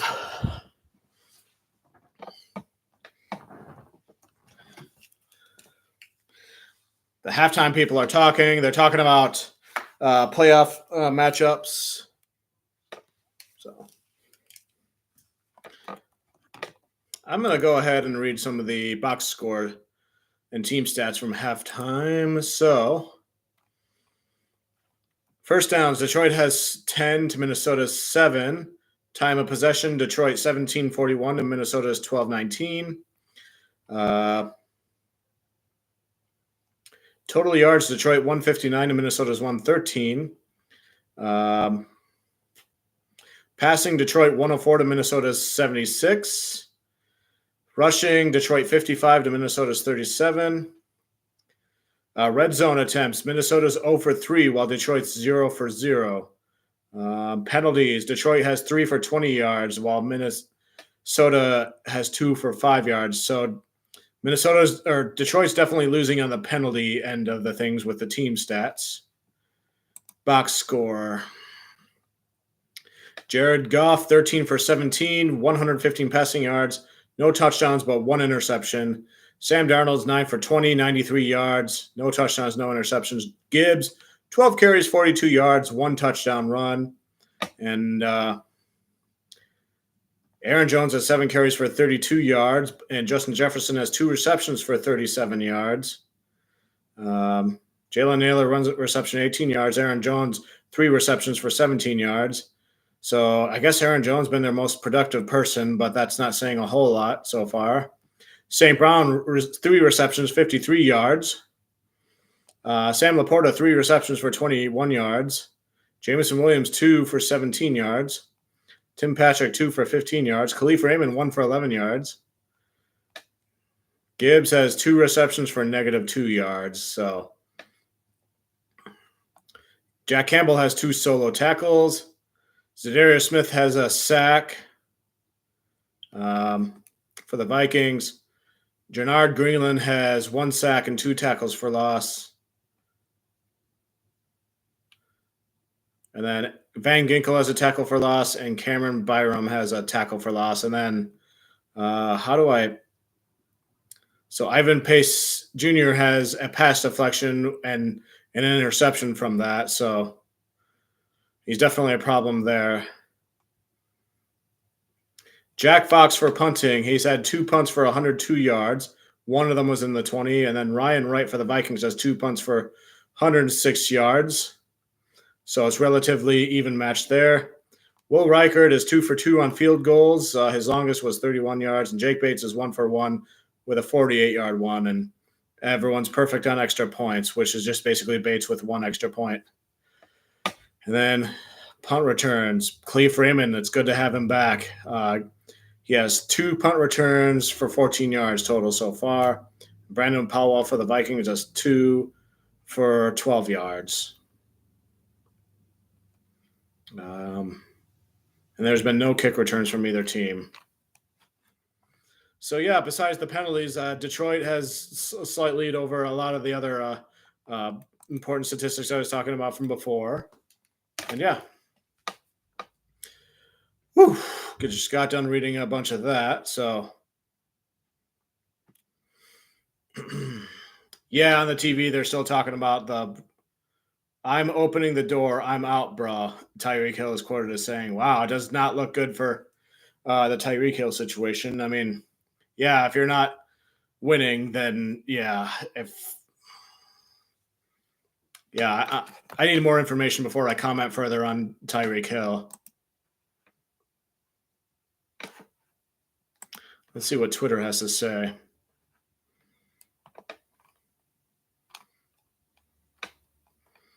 Talking about Jake's knocking out another field goal.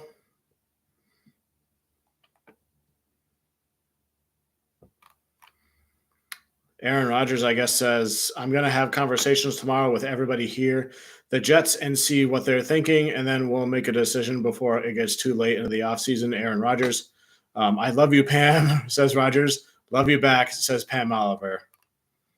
Good for them both.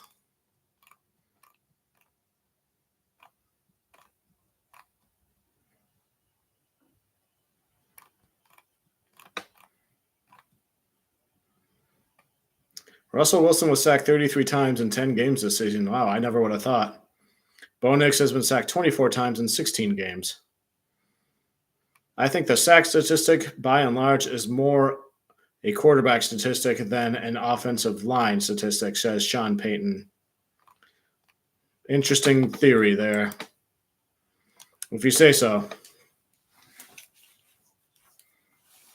I think it depends on how mobile your quarterback is there, too. But in certain situations, it could be a different player's fault for a sack.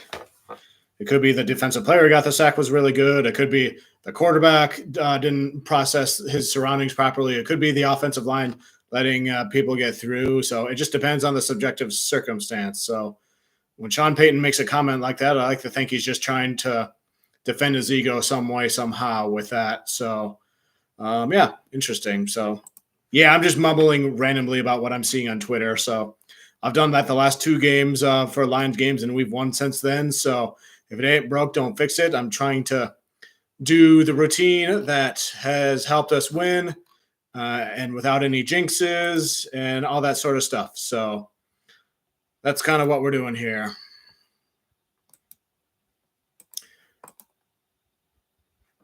And I've already read through the team stats and the box score stats for halftime. I've already went to the bathroom for halftime and just basically waiting for the game to resume. And on the talking heads and whatever are just talking about the playoff matchups and the scenarios and stuff. So I'm waiting for the real action to get back. And yeah, we are winning right now. That's what's important. So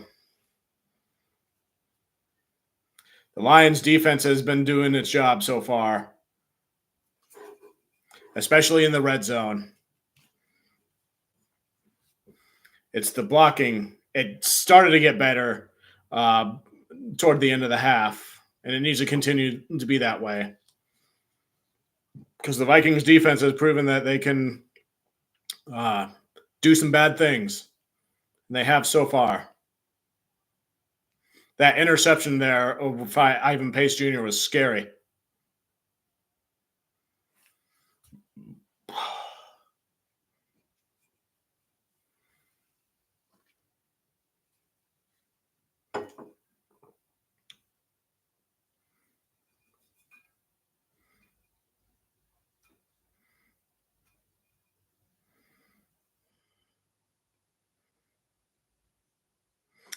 Talking about Jahmyr Gibbs, 12 rushes for 42 yards and a touchdown. Yeah, Gibbs has been one of the stars this season. So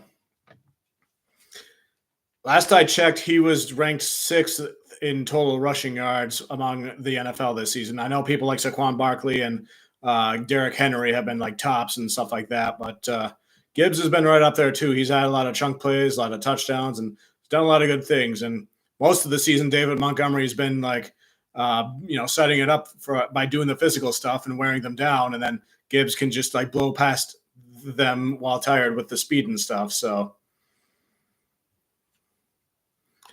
hopefully we get Montgomery back in time for the divisional round. Should we make it that far? And if we win this game, we will.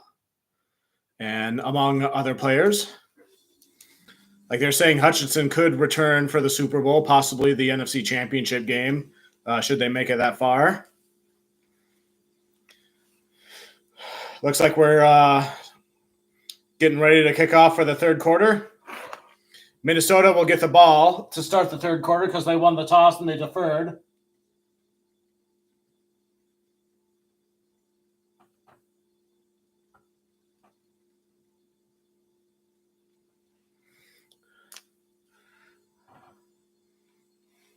They're talking to Dan Campbell.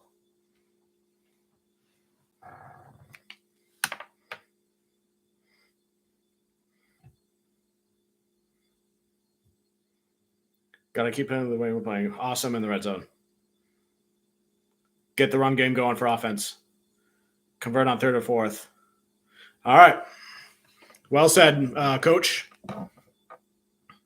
By the way, I'm glad nobody rated me because certain people picked the Lions to not win this game, and that really did not make me happy. And I was going to ignore those raids on purpose and be, in their point of view, a douche about it if they did. So for the sake of their protecting their own egos, I'm glad that they chose not to raid me tonight, because if I acknowledged a raid from somebody who picked the Lions to not win, then that could be the same as, yeah, I don't think they wouldn't win, which was not true. Darnold goes deep for it, and it's out of bounds.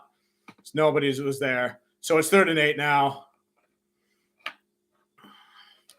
But yeah, some of my favorite YouTubers did that, and I stopped, and I did not watch their content. So refs are talking to Campbell.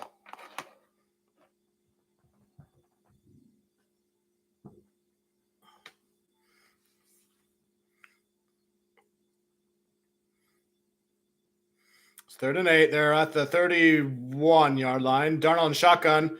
Jones standing right to his right, on his right shoulder. Jefferson's in the little motion. Snap. Processing. Getting pressured. Gets rid of the ball.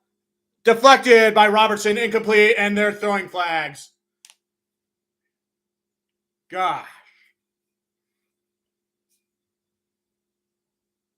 Robertson's looking like in disbelief.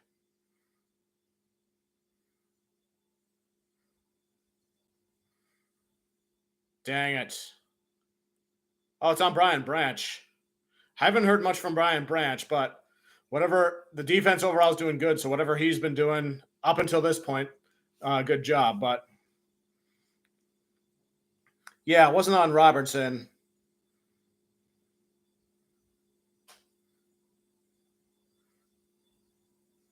Illegal contact, they're saying.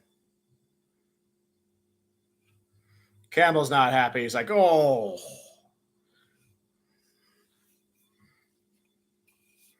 Anyway, 1st and 10 on the 37. Darnold under center, running back in the backfield. Play action, processing, passes off, incomplete, intended for Jordan Addison, and it's just short, skipped in front of him.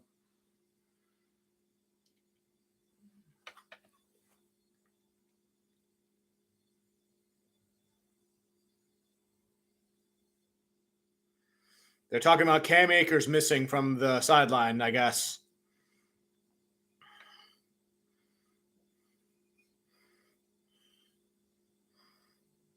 Oh, there he is. Jogging right back out. 2nd and 10. Darnold under center. Running back in the backfield. Calling some sort of audible. Addison in motion. Hand up to the middle. Oh, he breaks free. Kirby Joseph is chasing him. 30, 20. And he tackles him right at the 5. Oh, that was a bad one. Have to neutralize the rushing game.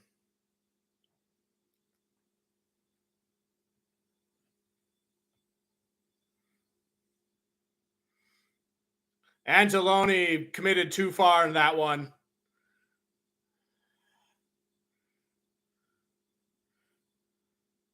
Dang it. So we have another red zone situation. We've been doing great so far, but we can't keep doing red zone forever, you guys.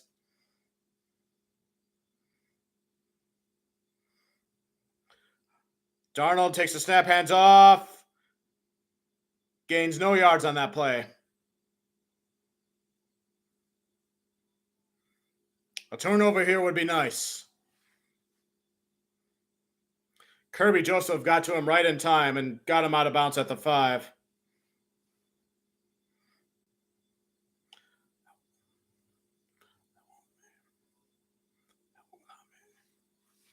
I committed too far. 2nd and goal.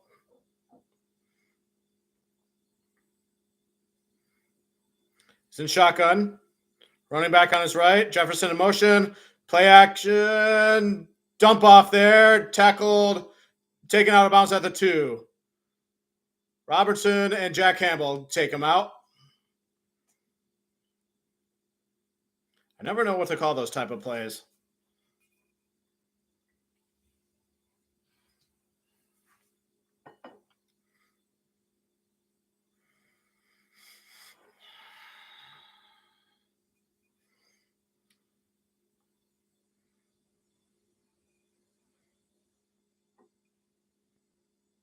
It's 3rd and goal. Darnold under center. Running back in the backfield. 86 in motion. Play action. Processing. Under pressure. Scrambling to his left. He gets rid of it. Lobs it up. Out of bounds. It'll be 4th and goal.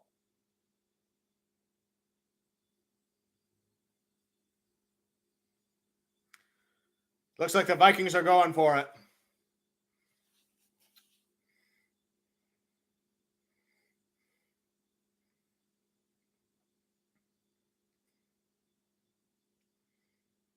Here we go. Come on, Lions. Come on, Ford Field. Get loud. I know Vikings were trying to buy the tickets in the visitors area, but get loud. Come on. Darnold in shotgun, running back on his left, takes a snap. Processing. He's scrambling to his right. Gets rid of the ball. Incomplete. And no flags. Woo!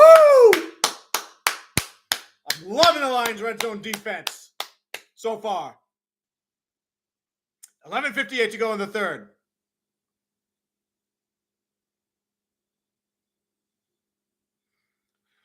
That was Terry and Arnold on the defense. Way to go. First draft pick from this past draft in Detroit.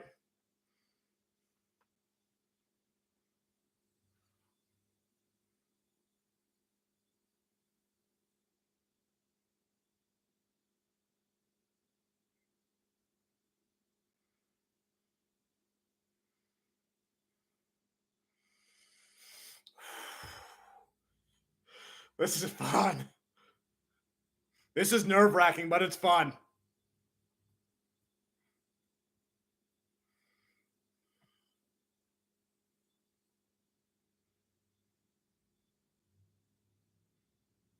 Let's check Twitter real quick.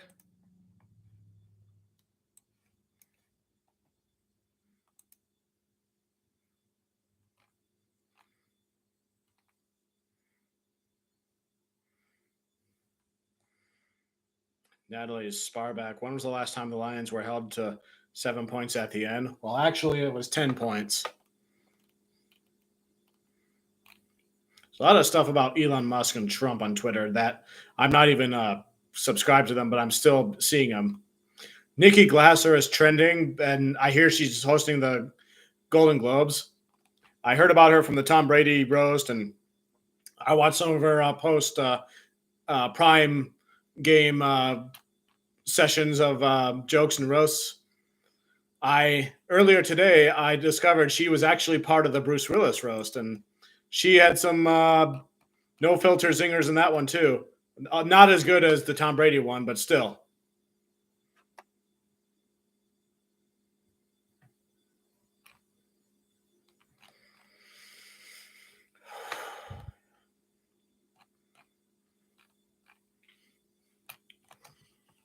I gotta sneeze. Bless you. Sorry about that.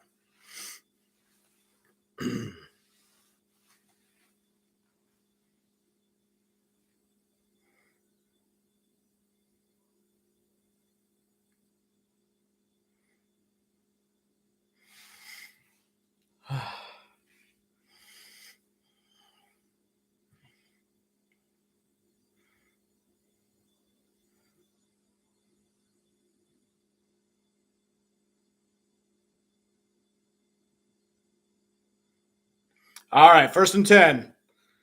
Don't get the safety. Goff is going deep. And it's intercepted.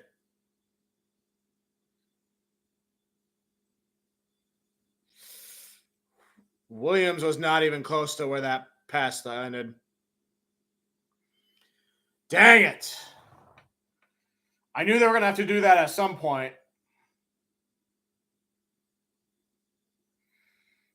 Dang it. It's because I sneezed, isn't it?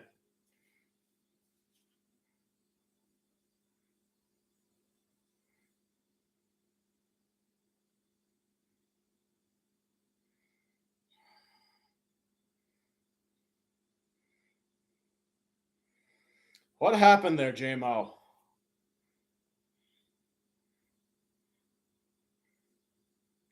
Vikings will get the ball back. Anyways.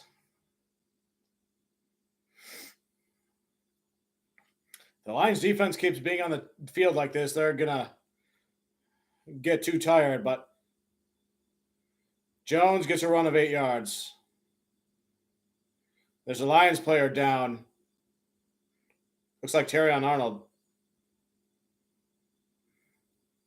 Oh, gosh, not Terrion Arnold.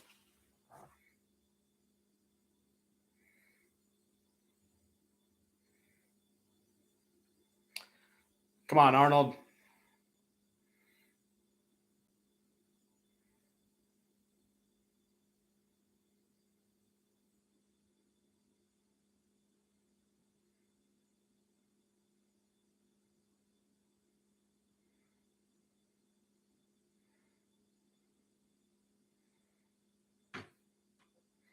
They're going to commercial break. They're still tending to Arnold.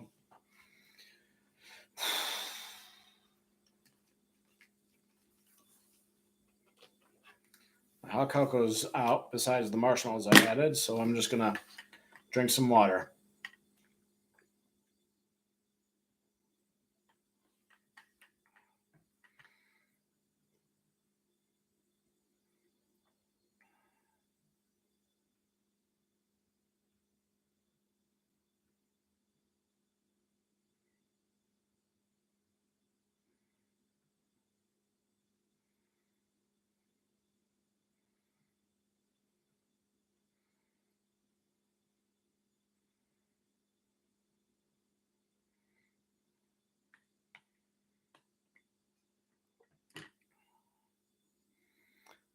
Yeah, a couple of unfortunate things happening here for the Lions recently. Goff throws that interception while trying to go deep for JMO, who was way short of it. And then now Terrion Arnold is injured.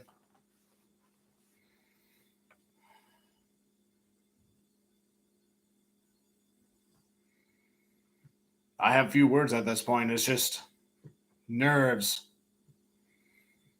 Just living on the wire here. Whoever wins this game gets the number 1 seed. The loser of this game has to play a divisional round in LA against the Rams, which the Lions have already done once last year, except it was at Ford Field.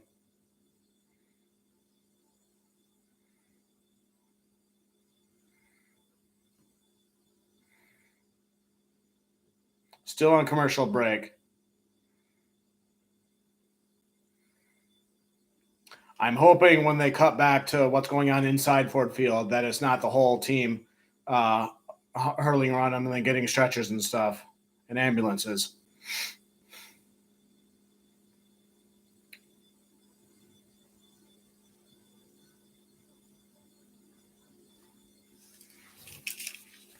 All right, looks like they're going to come back. Oh, he's 2 people around his shoulders. He's limping off. What happened exactly? It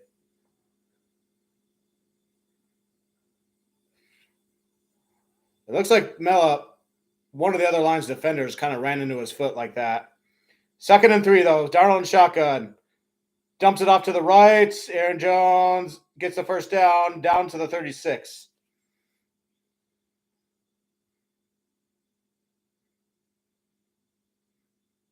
This is why we need this first round bye in the playoffs, too, is to help our injured players heal up.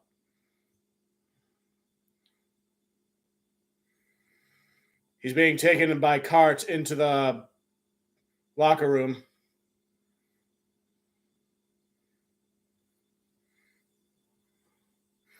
All right, here we go.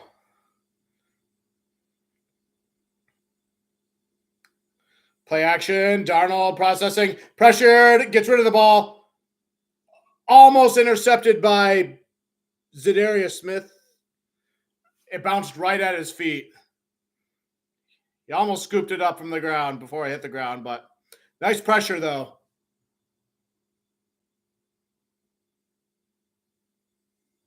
What's the flag? Intentional grounding penalty on offense.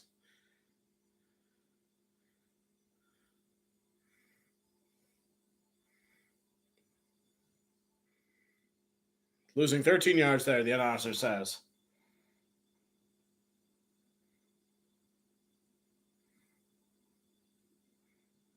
Yeah, no one in that area there. Anzalone was there, too, on that pressure. Along with another player named Smith, 90. And that player is... Oh, he's not listed on this roster. Interesting. 2nd and 23. Darnold and shotgun. Running back on his right. Receivers spread up across the line of scrimmage. Play clock down to 9, 8, 7, 6, 5. Ball snapped.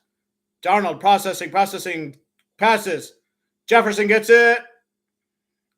And tackled right by the sideline, but not enough for a first down.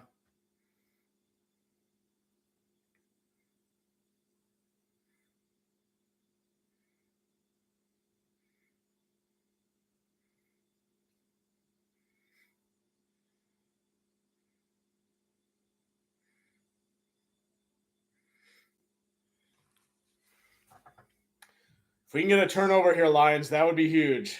I know we've gotten close there a couple of times. 3rd and 6. Darnold shotgun. Takes a snap. Processing. Pass across the middle. Dropped. Incomplete. Intended for Jefferson. Iffy almost intercepted it. 10 minutes exactly to go in the third quarter.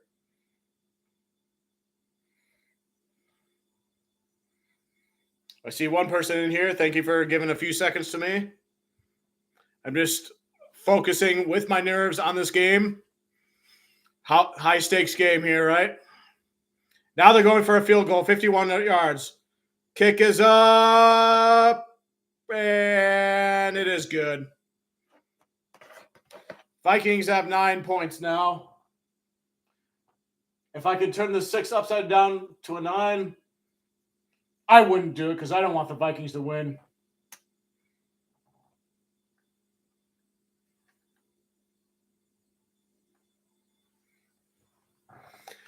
Lions are ahead by 1, so it's good psychologically that the Lions have been in the lead for the majority of this game.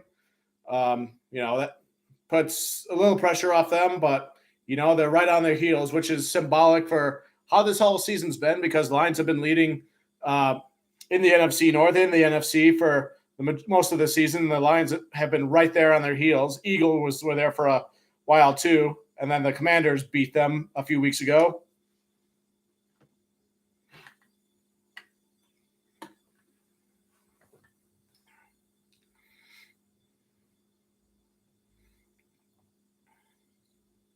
Lions offense has got to get something going, though. I know the Vikings defense has done some stuff. We've had one offensive play so far, and that was an interception on a Hail Mary. So they should be able to get some stuff going here, take care of the ball, get some chunk plays, and then put more points on the board.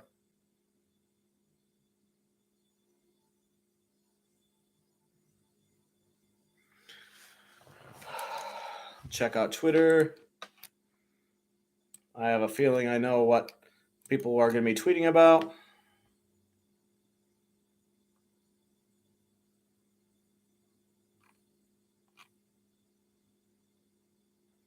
Don't say football, this is an art. According to Urinating Tree, as they film Ben Johnson and Brian Flores holding papers up to their faces.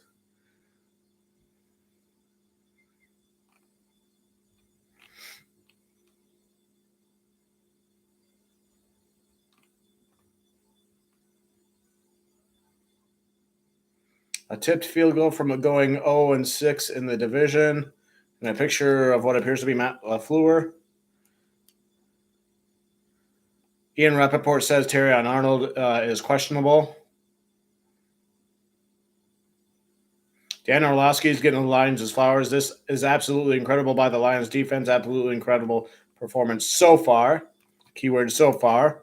We'll save all the flowers for the end of the game when we win. We're back, but it's kickoff. Kickoff time.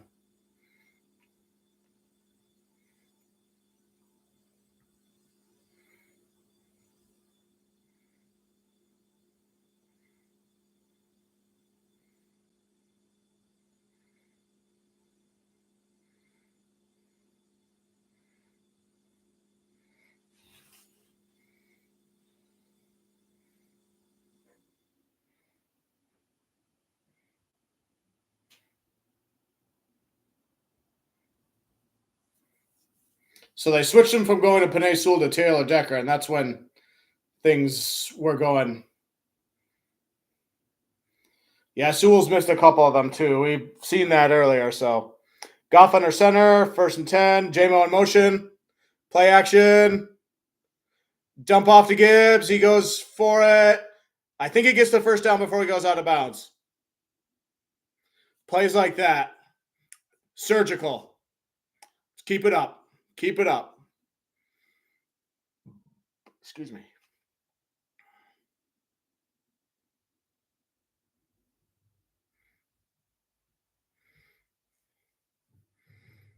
Second and 1. So they need one more yard.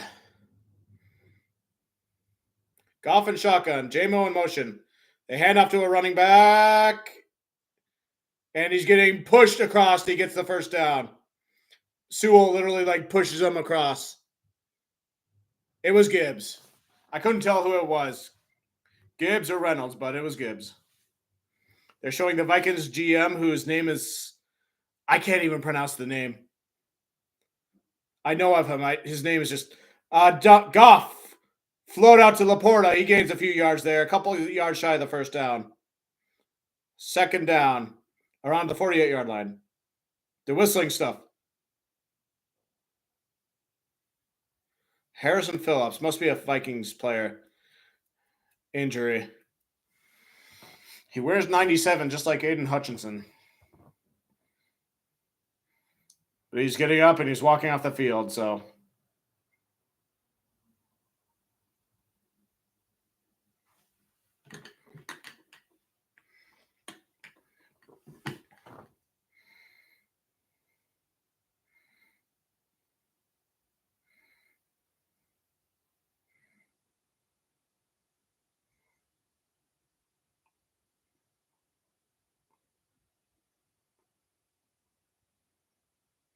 Second and 3. Goff under center. Bunch of people lined up on the left. Running back in the backfield. Hand off to Gibbs. He gets the first down. Looks like. Oh, yeah.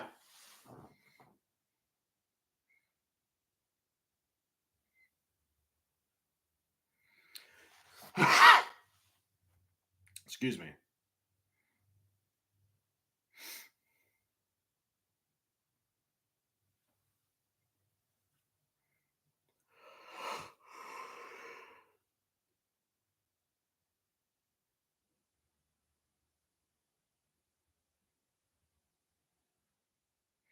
First and 10 at the 49. Goff under center. J-Mo in motion. Play action. Sideways to Gibbs. He gets tackled for a loss in the backfield. As soon as he caught it, they got him.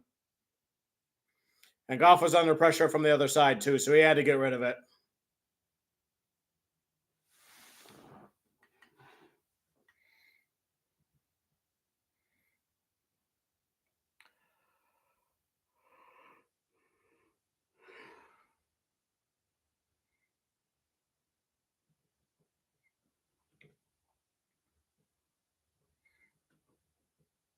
Second and 15. Goff and shotgun. Laporta in motion. Running back on his left. Play is whistled dead. A flag. What happened here? False start on Taylor Decker.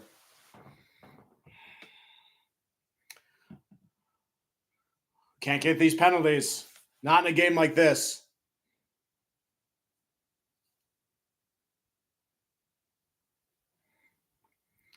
Stop it, announcers. They'll do what they need to do. 2nd and 19, Goff and shotgun. 2 receivers on the right, 1 on the left. Pass across the middle. Caught! Laporta, a few yards shy of the first down, but a big gain. 7 minutes to go and counting in the third quarter. And it's 3rd down.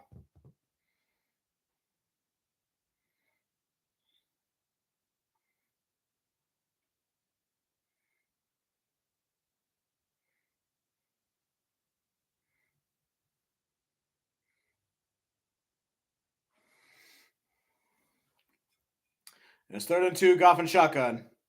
Receivers all on the left. One of them's in motion. I think it's JMO. Goff takes a snap. Across, pass. Caught. First down to the 27. St. Brown. St. Brown.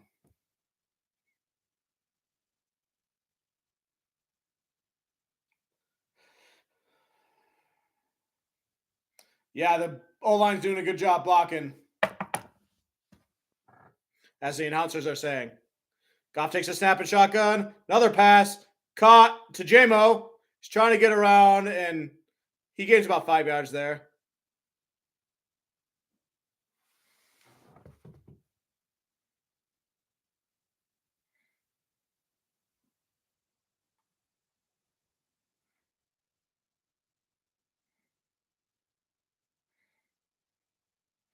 Andrew Van Ginkel has 11.5 sacks, tied 4th in the NFL. Skipper's in the game. Goff is under center. It's 2nd and 5. Handoff to Gibbs. Looks like he got the first down at the 19. The Vikings tried to rip the ball from his arms, but the play was dead. All right, I guess he's just short.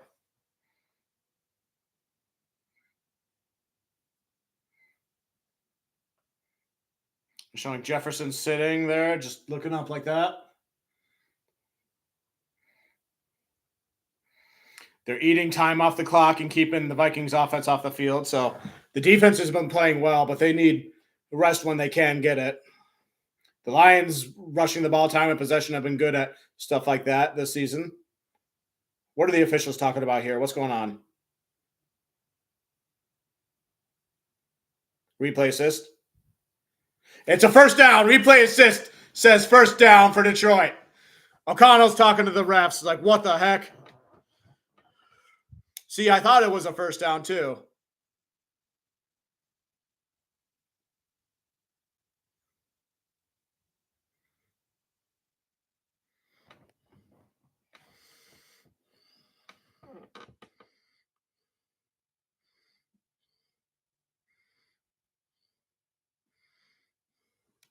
All right.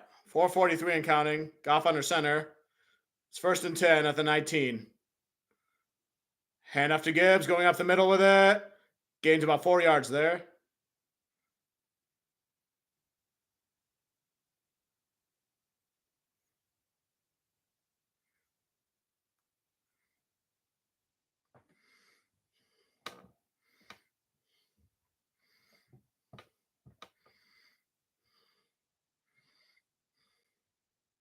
They're talking about Blake Cashman, linebacker for the Vikings. Leads the team with 104 tackles. 2nd and 7, balls at the 15. Goff is under center. Receivers on the left side. One of them's in motion. And he goes back. Fake pitch. Pass to Tim Patrick. He gains 3 yards there. Sewell was blocking in the area there too.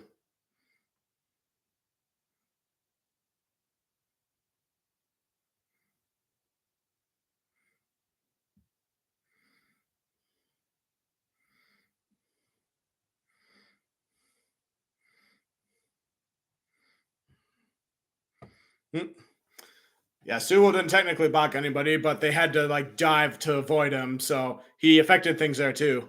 Goff under center, 3rd and 4.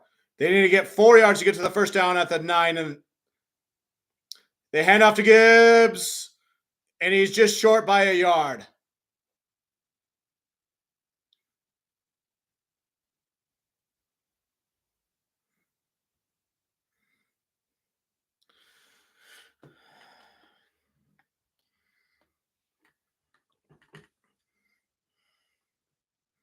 It's 4th and 2, according to the graphic.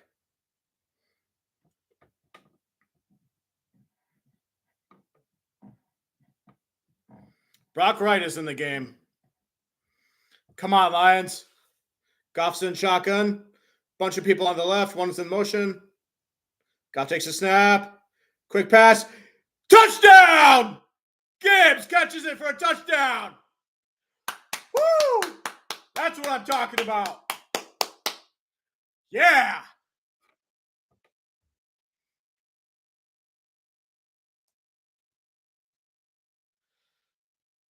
It was only a matter of time.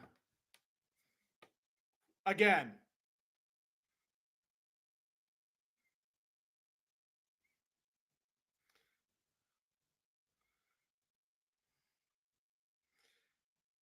Yeah, Gibbs was 1-on-1 after the linebacker went for the blitz. Extra point is up and good. Lions extend their lead by 8 points.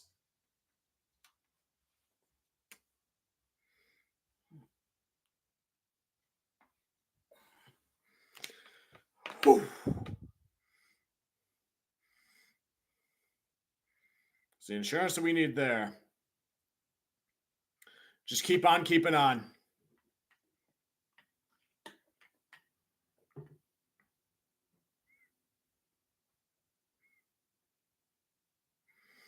Yeah, Jahmyr Gibbs doing that Alvin Kamara stuff. I know he was getting used to running the ball, speeding past everybody, but he's catching those passes, right there, like toward the line of scrimmage area on the bottom part of the route tree. And that's gives Goff as many options as possible, just like what the Saints used to do with Drew Brees and all that. So that's a lot of the vision that Dan Campbell had for this Lions. And he said in his introductory practice conference that,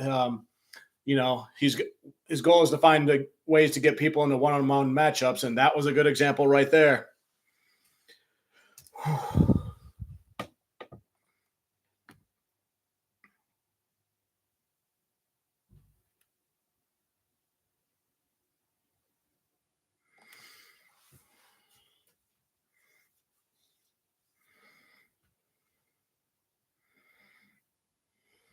Let's check Twitter real quick.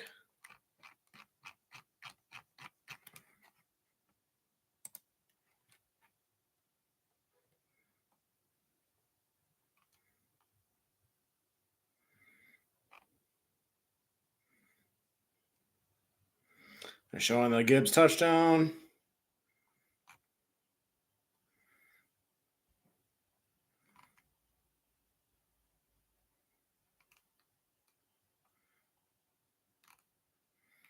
More political stuff, which is a big reason why I've kind of left Twitter or X or whatever you want to call it a while ago. I have a fake account, but I'm not like putting my identity out there on things like Twitter anymore. I also recently kind of got back into Instagram, but it's just really whatever I post from Facebook. Like Facebook's really the only thing I have left these days, and that's really just for family. And YouTube's where I'm mainly active on for sports purposes.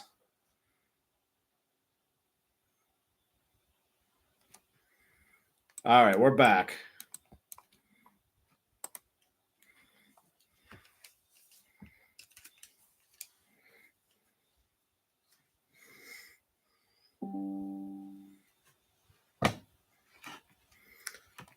Yes, Megan Townsley.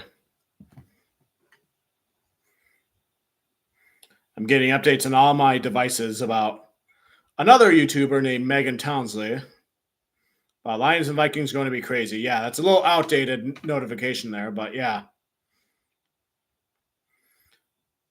She does an all right job. She's, I think, one of the newer ones, but she's building her stuff up there on TikTok or YouTube or whatever she's using. She focuses on fantasy football mostly, as far as I can tell.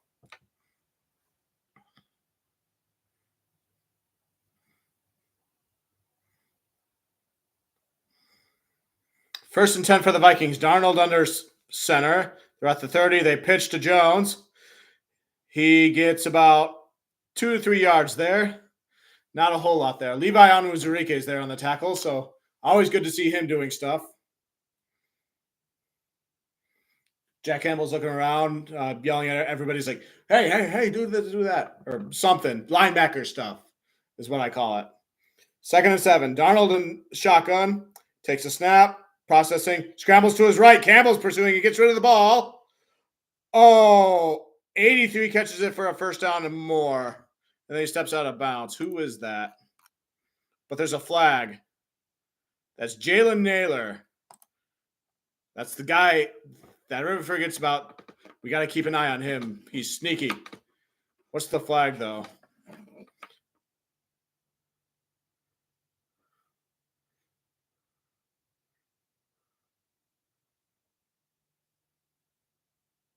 Holding defense 6. Melifonwu. Decline. Come on, guys, with the penalties. You got to win the penalty battle. We need to be disciplined. It's 1st and 10 for the Lions, though. Showing Anzalone there. He's had one mistake from what I can tell, but other than that, he's been doing good. Darnold under center. They're at the 40. They give the ball to Jones. Gets 4 yards there. Yeah, they're in Detroit's territory on that 40.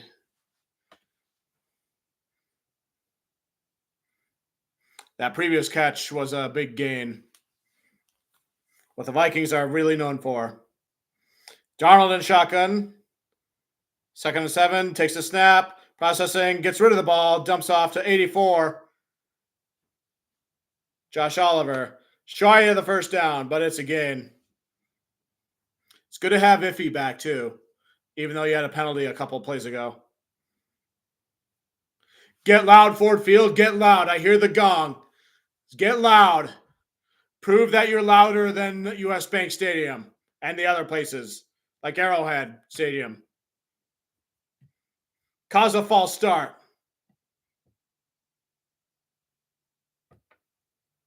Hold up those threes. Darnold's in shotgun. Running back standing on his right shoulder. Jefferson in motion.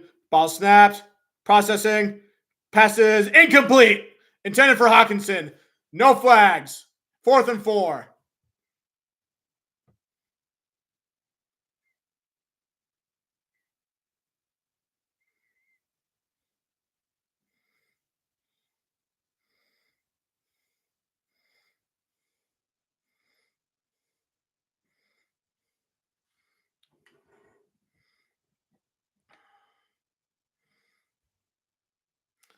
Field goal attempt. 52 yards.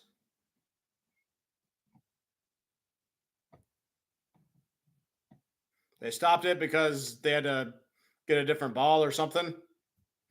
52-yard attempt for Will Reichard.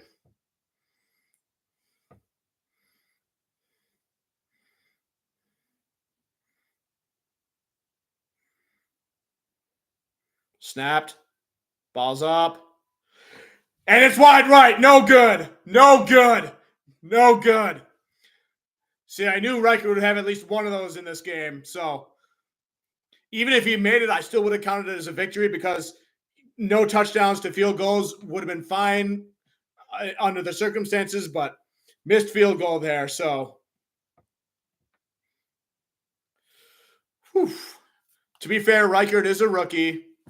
And I did say, may or may not have said I wanted the Lions to draft him, but Minnesota drafted him before the Lions could get to them in the 6th or 7th round or whatever. And then the Rams got the other one I wanted, Carty. But then thankfully we signed Jake Bates anyway, so it all worked out.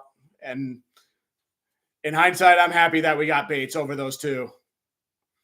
Turnover on downs. Lions get the ball at the 41. First and golf and shotgun, 2 running backs. Play action.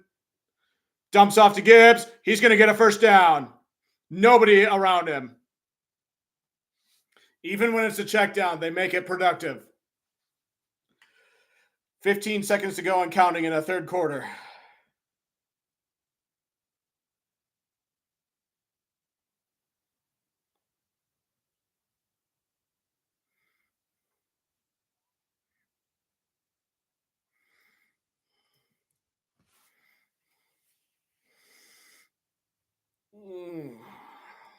Third quarter's over. 1 to go.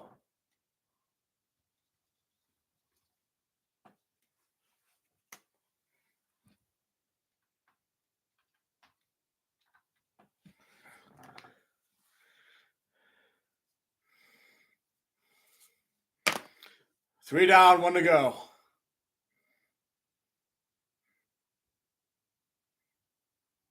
Lions are up by 8 points. We got to do whatever we got to do to win this game.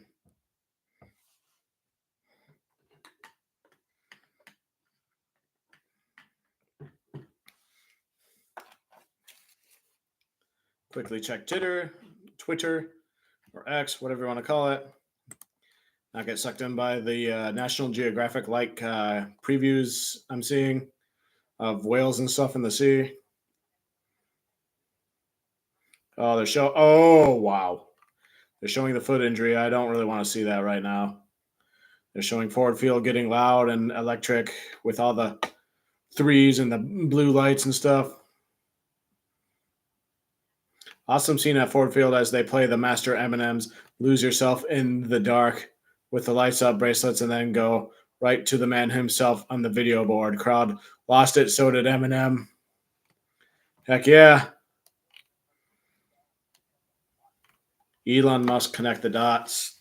Man, I know you own Twitter now, but I don't need to. I'm not even going to complain.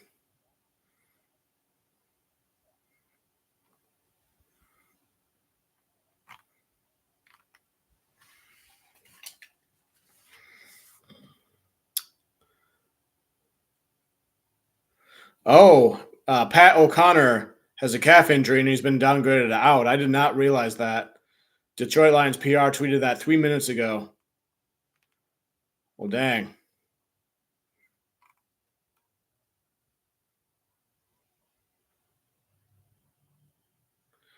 Aaron Rodgers on reports that people close to him have said he is likely to retire. Aaron Rodgers quote, "People said they were close to me?" Oh boy, that reminds me of the early scene in Tropic Thunder. Ben Stiller said something similar like that, and they were like, "Somebody said they cared about me," or something like that. I don't know if that was supposed to be a funny joke or if that was surprisingly depressing, but Ian Rappaport.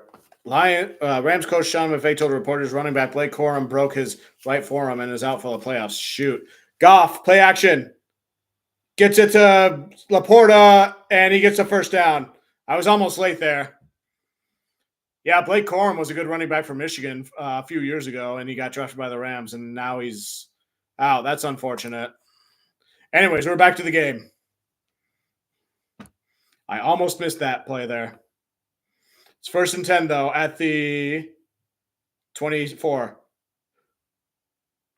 Oh, Van Ginkel almost had a pick six. We got very lucky there, but it looked like the Lions were setting up a trick play of some kind.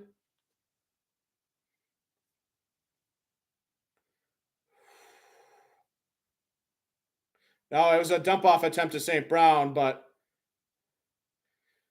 he got past Sewell again. His left arm, and he almost grabbed it, and then it knocked it away. We got lucky on that one. Come on, Sewell. You're a generational talent. Goff takes a snap and shotgun, gets rid of the ball, gets close to the first down. St. Brown on the reception. Down at the 23.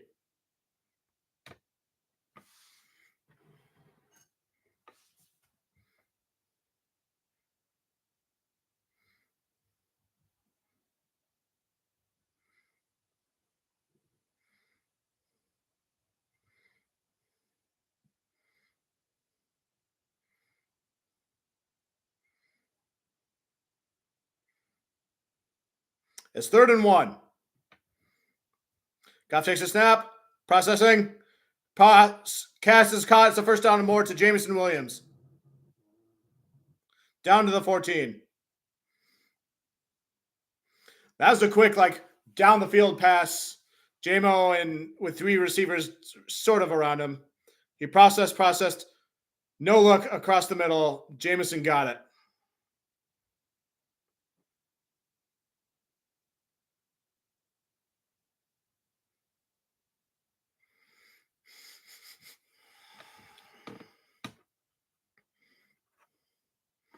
Goff under center. It's 1st and 10. The first down's at the 3-yard line. They hand it to Gibbs. He goes around the left side. He's breaking through, and he's going to get in. Touchdown! Another touchdown for Gibbs. Insurance points. And it's 13-6 to go in the 4th quarter. Lions are posing for team offensive photo there.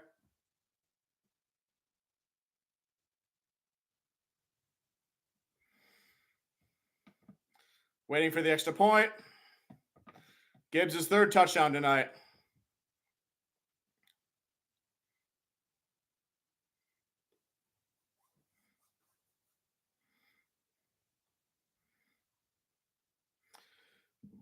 Nice block in there, too. Extra point is up and good.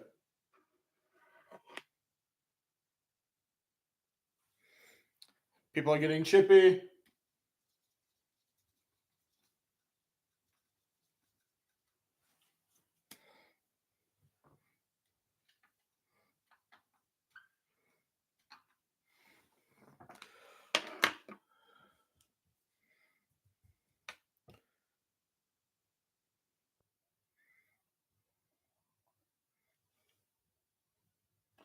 All right, 24-9. We are up by 15 points now. So 2 scores. So the Vikings would have to get 2 touchdowns, and at least one of them would have to be a successful 2-point conversion with less than a quarter to go.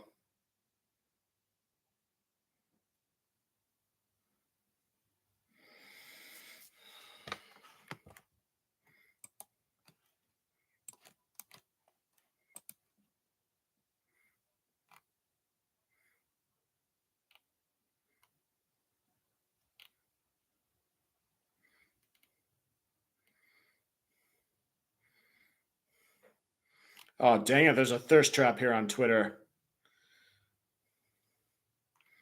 I try to do a good job lately of avoiding those.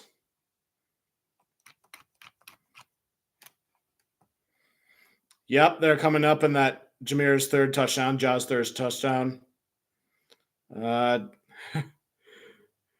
Casey, $2 million, though. 3 hashtags of crying because the Ford Field, they're showing a bunch of Ford Fields fans, because there was that controversial story from earlier this week about how Vikings tried to buy $2 million worth of Lions seat tickets for the game, and the Lions reported it to the NFL, but the NFL said that they didn't break any rules, but it doesn't feel like it there. But apparently all the seats were concentrated toward behind the visitors' sideline.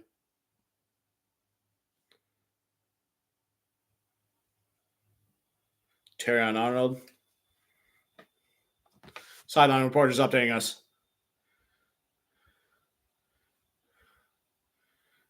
Terrion Arnold is still questionable. O'Connor. Yep, O'Connell's out calf injury. I saw that on Twitter before.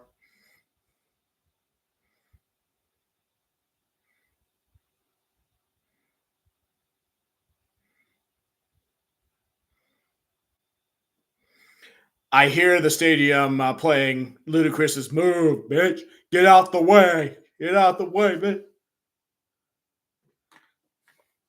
They'll play random songs like that at Ford Field, from what I remember from being there.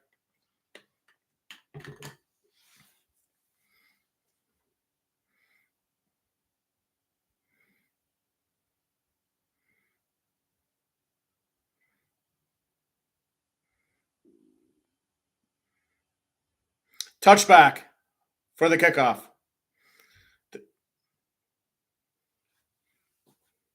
They're talking about Anzalone. and I'm thankful that he's back. He had one mistake, which led to a big chunk rushing play, but other than that, he's been good at blitzing and covering and stuff. His arm appears to be healthy based on what I can see. Points allowed per game, 32.5, tied second most in the NFL. Lions defense. Well, wait. The positive and the negative mix. That confused me. Sam Darnold, under center, first and 10 at the 30. Pitch to Aaron Jones, 27. He dives up ahead and gets a couple yards game. Who's 27? Cam Akers. I thought Cam Akers was out. Oh, they're showing the stitches of the surgery. Come on. Come on now. He was in the locker room, Cam Akers was, but I guess he's back now. Darnold dumps off on the left side to Akers again, and they tackle him. He gets about a couple yards. Anzalone and Kirby Joseph there. Third down. If we get a stop here, if we force them a punt and we get it back, we start eating the clock. But we'll cross that bridge when we come to it. Because now we need to get a third down stop. It's 3rd and 5, and they're still back in their own side of the field. Darnold in shotgun. Close up on Jefferson. Receivers are spread out. No running backs in the backfield. Darnold takes a snap and shotgun. Processing. Scrambling to his right. He's under pressure.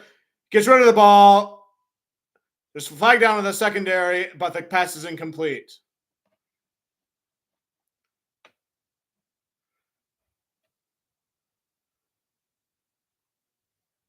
Holding defense on Anzalone.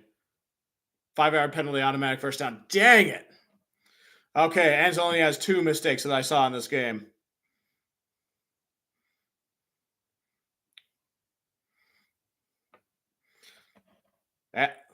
Hawkinson was a former Lion, so he probably knows Anzalone and vice versa. And, okay, Levi Onwuzurike is down with an injury. Dang it. Onwuzurike missed the second year from a back injury, and that stinted his development since we drafted him in the second round after Penei Sewell. The crowd is booing.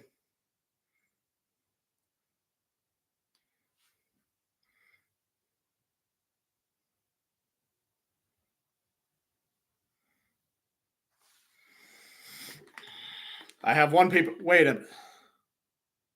Hey, Green, I see you now. Sorry, I haven't been neglecting you. I just been watching the game, so thank you for stopping in. If that's you that's still in here, what up? Oh, okay, dang. Yeah, just trying to watch the game, trying not to jinx anything to the best of my ability. 1st and 10, Vikings are at the 40. Darnold under center, the running back in the backfield, goes back, dumps it off to Akers, gains maybe a yard, goes out of bounds. It's good, yeah. So thanks for chilling with me while I do this. So, high stakes game and all that. So I haven't been able to do much live streaming because I got a job teaching at a college, but the semester ended, so I got to do more live streams. So it's good to be back for that reason, for sure. It's 2nd and 9. Darnold in shotgun. The left guard is still looking back at him like, what the heck? Play clocks at 8. Ball snapped. Processing. Pass across the middle. Deflected. Brian Branch covering Hawkinson there. Deflects it. So what's on your mind, Green? Anything you'd like to share or talk about? So no pressure. So since you're in here, I see you commenting and everything. So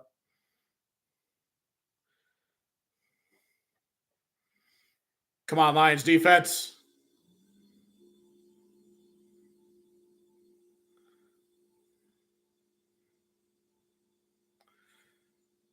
Third and 9. Darnold in shotgun. Running back on his right shoulder. Bunch of receivers on the left side. Takes the snap. And he's going to get sacked. He gets sacked by a bunch of Lions. There we go. And now it's 4th down. Hutch is loving it. He's like, yeah. Muhammad was there among a bunch of other people.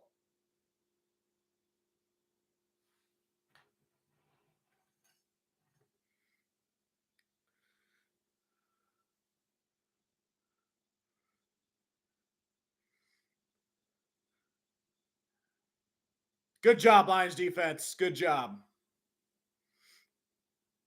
And now they're about to punt.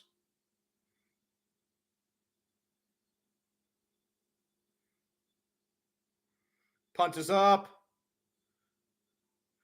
Raymond's catching at the 17. He's taking it to the 25, 26.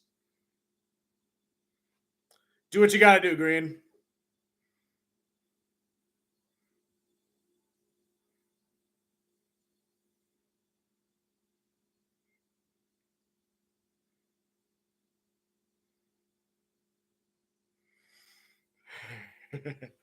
I heard the Lions roar in that graphic there. All right, and the game is going to be BRB too, so.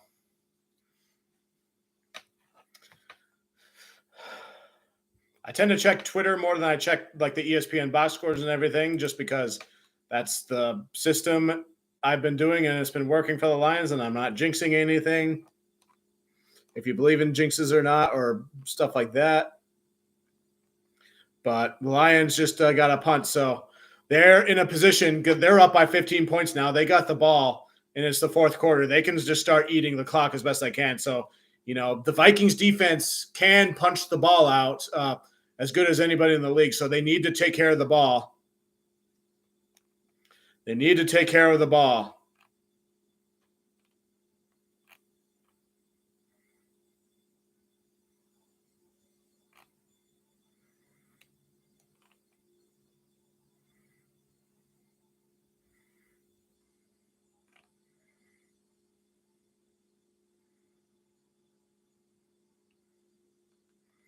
Adam Scheffner tweets, this is 6 hours ago, as the owners of the number one pick in the 2025 NFL draft, the Tennessee Titans are now on the clock. Yeah, I guess apparently with certain teams winning, the Titans are now the first overall pick team, so they, I guess, technically had the worst record and stuff like that.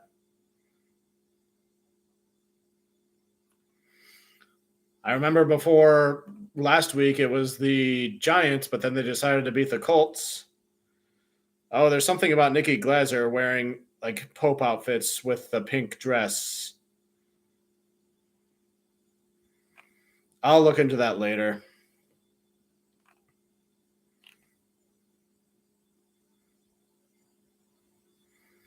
Pure Kingpin. Bills without Josh Allen looked like the worst team in the NFL.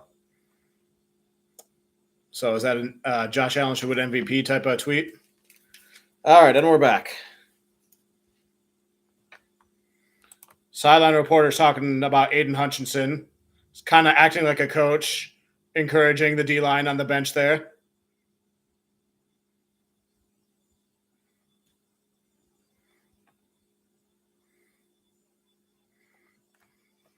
And they give it to Gibbs. Oh, he breaks 3. First down and more. Down to the 30, the 20, the 10, the 5. Oh, no, the ball comes out, but Bright Wright jumps on it. Okay, they're not that far. They're somewhere in the 20s, but take care of the ball. I haven't posted in the chat the update of the third quarter going to the fourth quarter, but things are going well for the Lions right now, so I'm not going to do it because I don't want to jinx anything.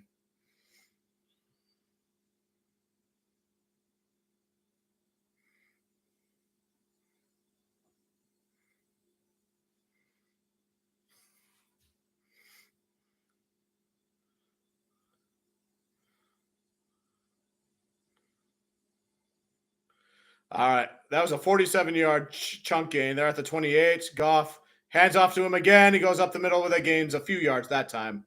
Just take care of the ball. Eat the clock.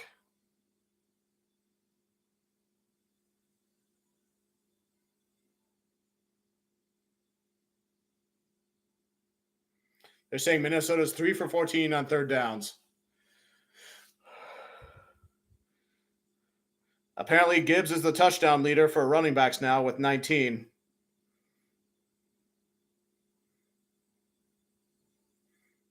Alert, alert, Goff says. 2nd and 7. At the 24-yard line. Goff's under center. They give it to Gibbs again. And he's breaking through. He gets a first down. Tackled down in the 9. At the 9.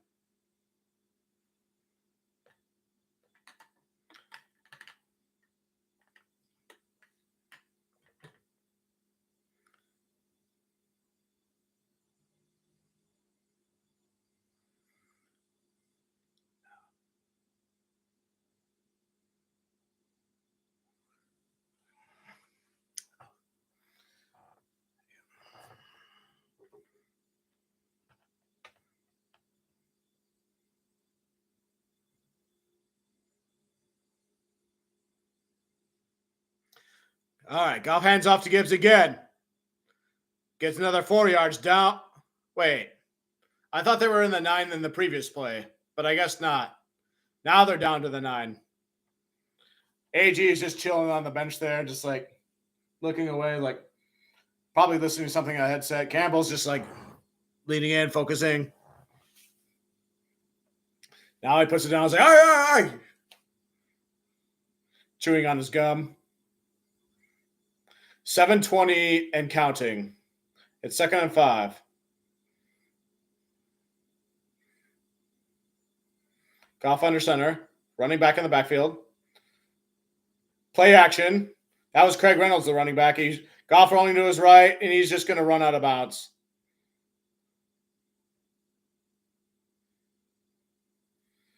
He looked like he wanted to toss it out of bounds or near somewhere and be incomplete, but just wound up going out of bounds and taking the large. I guess you can make an argument it was a smart play.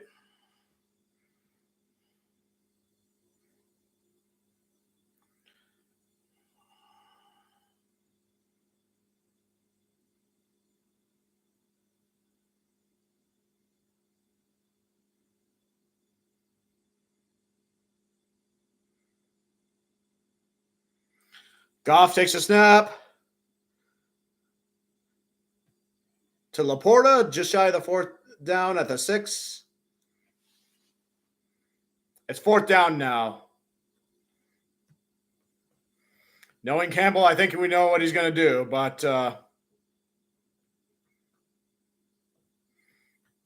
we know the cojones Campbell has.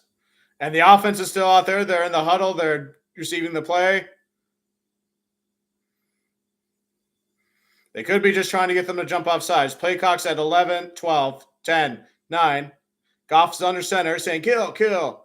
6, 5, 4, 3, 2. St. Brown's in motion. They get him to jump. They got him to jump.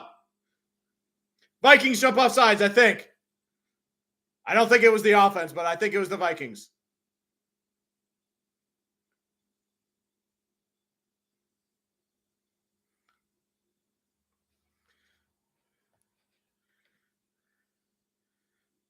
Yes, neutral zone infraction defense. They took the bait. Automatic first down, half the distance to the goal.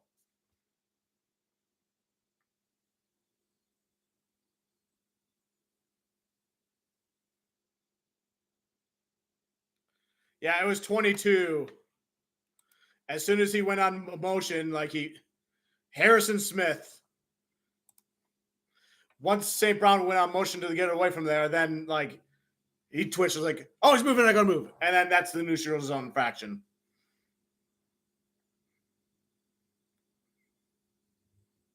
Now it's 1st and goal. 5:30 and counting. They're doing a good job of eating the clock on this drive, too.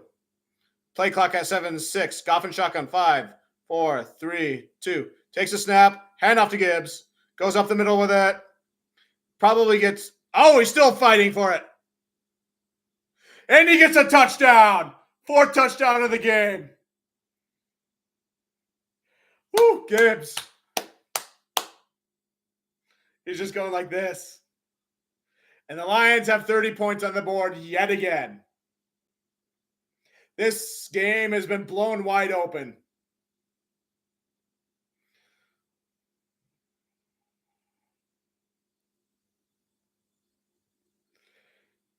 I'm not as nervous as I had been before. Yeah, Penei Sewell just comes up behind and just plows them right in as best they can. Extra point is up and good.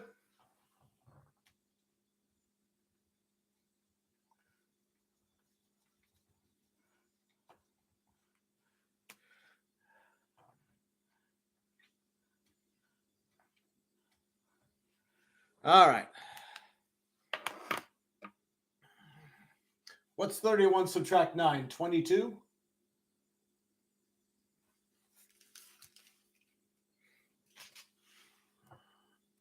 All right, I'm going to update the thing in the chat. So the Vikings have like 5 minutes to score 22 points.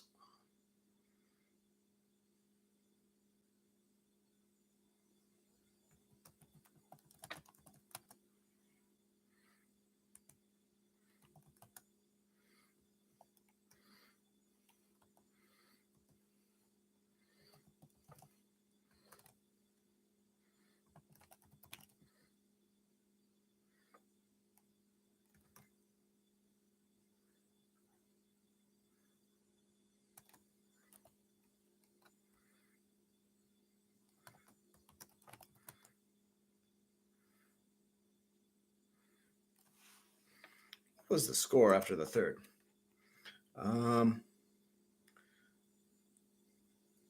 14-17.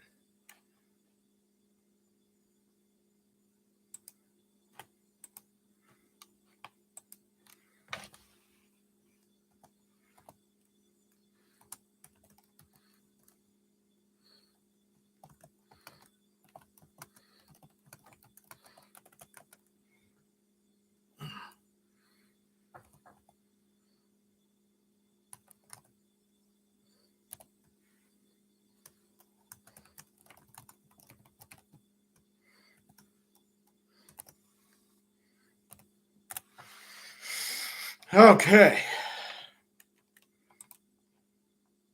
There's 5:14 to go in the fourth quarter, and the Lions are up by 22. The Vikings have not scored a touchdown in this game. They just have the 3 field goals.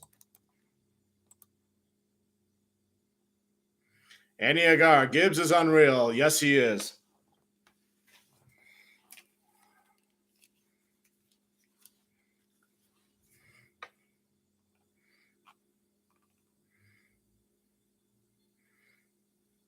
The Vikings clock has to strike midnight now of all times, question mark, urinating tree says.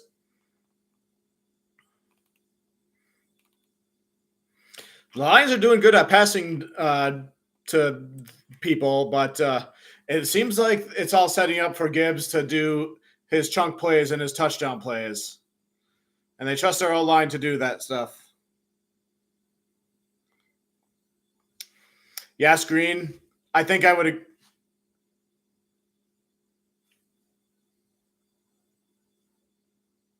I'm listening to the sideline reporter.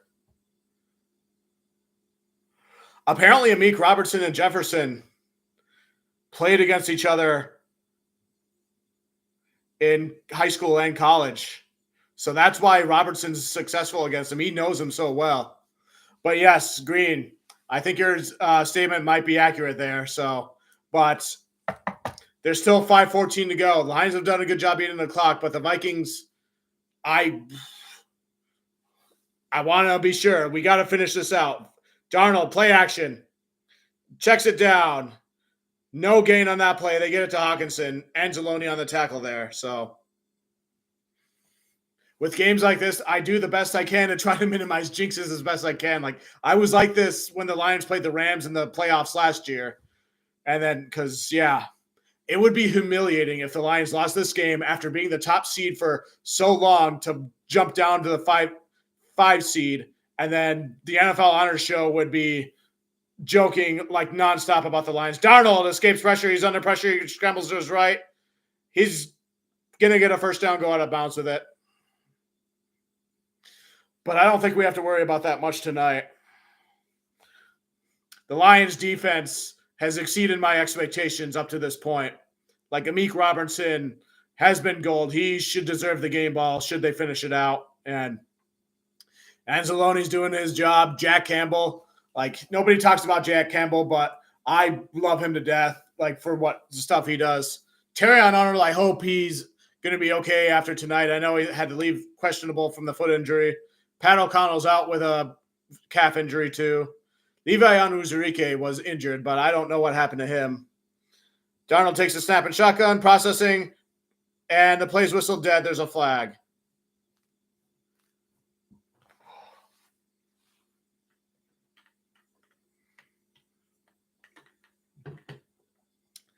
They finally called delay of game on the Vikings. Finally. I was complaining about that in the first half. Unless there's a rule I don't know about with that, but like, yeah.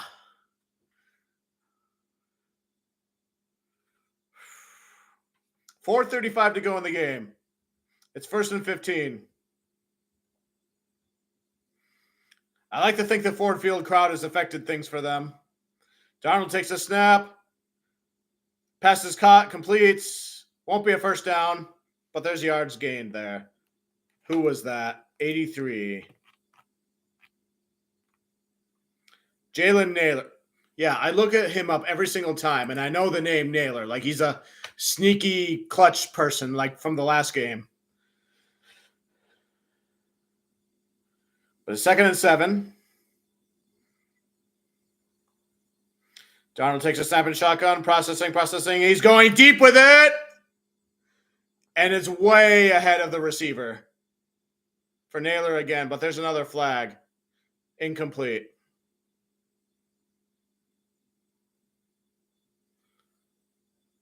Holding defense, 29. Kindle Vildor, automatic first down. Doing the best you can, Kindle Vildor, so under the circumstances.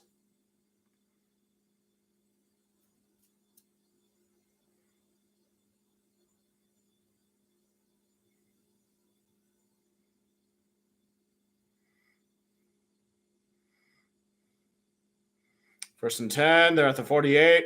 Darnold under center.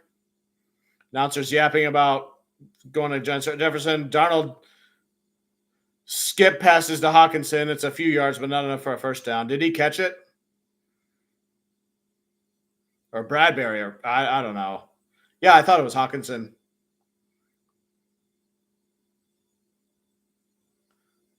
It looks like he caught it. Right on the lion eye on the mascot. Campbell's challenging it. And Darnold's limping too. If the Lions lose this challenge, it'll be their first timeout. And they could probably afford to lose one now since they're way out ahead.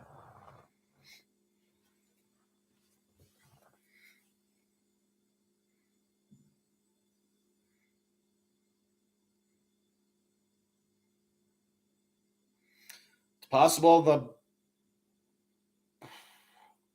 it could bounce like when he was catching it. We'll see what they say in the replay with the replay people and the officials. We're going to commercial break in the meantime.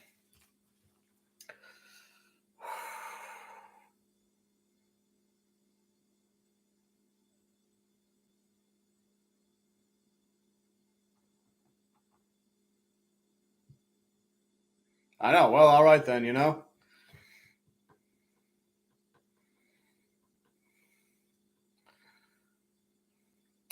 Once this game is close to the over, I'm probably going to head over to another live stream and somebody who I know that picked the Lions to lose this game and comment a super chat, be like, you should have picked the Lions. And yeah, this particular person really hurt me when he picked against the Lions, knowing how much they've proven themselves in all these big games, you know?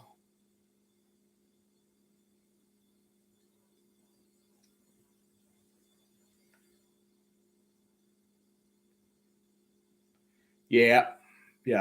I went through the whole week since then, not watching any of their content and trying to test my strength and that sort of thing. And I'm being rewarded for it so far. Like, I get really worked up on like the universe and karma and that sort of thing, and jinxes and stuff like that. And I really thought I was going to get rated tonight, but I didn't. And if I did, I probably would have just ignored the raid for that reason, because like you don't mess with the Lions when things are on the line like that.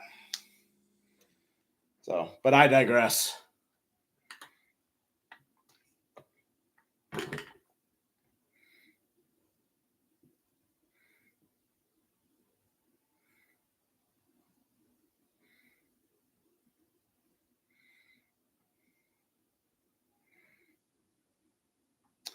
Indeed.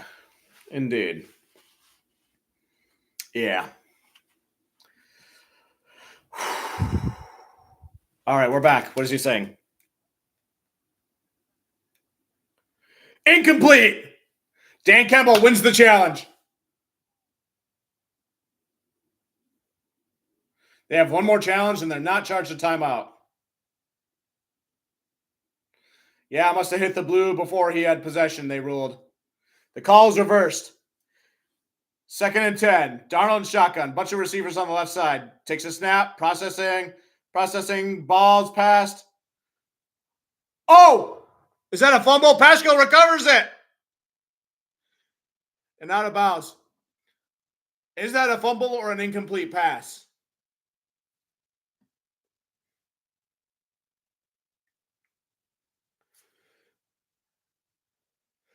They're ruling it a catch fumble. Paschal, baby. You'll get a game ball if this call is there. Jefferson. Kendall Vodor knocks it out. Those are the clutch plays I'm looking for right there.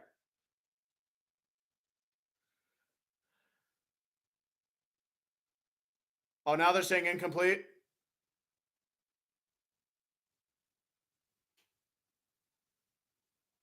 Does Dan Campbell challenge that again?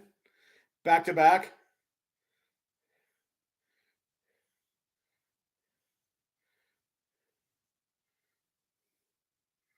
Okay, never mind, I guess.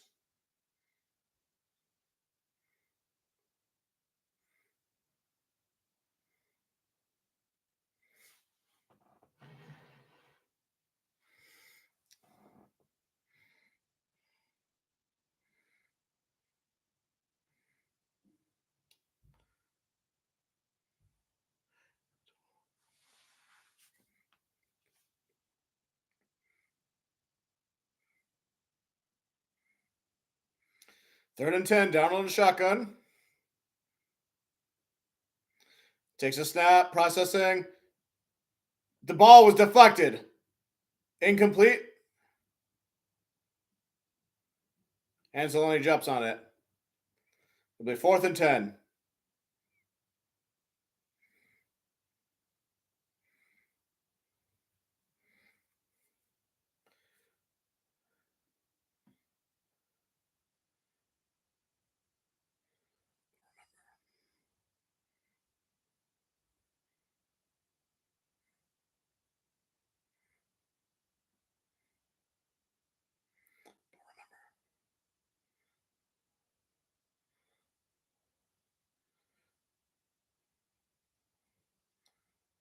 Well, Anzalone just runs right through everything. He's like, whoops. Were they going for it on 4th down? What is happening?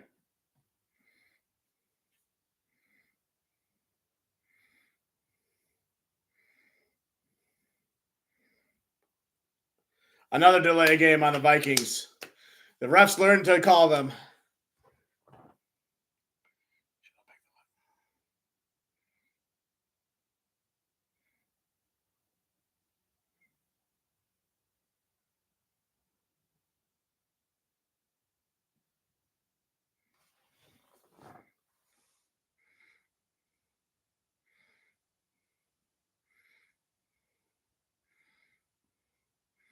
Fourth and 15, and they're going for it from their own 40. It skips in front of 83. Turnover on downs.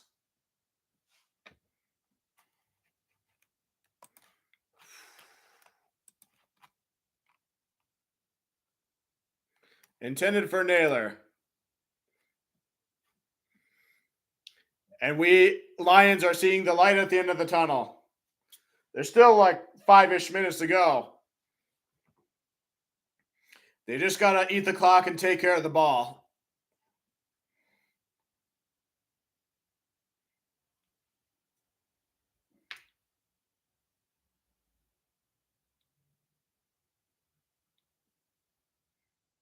.409 to go. Goff and shotgun, running back on his left shoulder. Laporta in motion. Quick pass to the right side. Jamo gets it. And he gets a first down.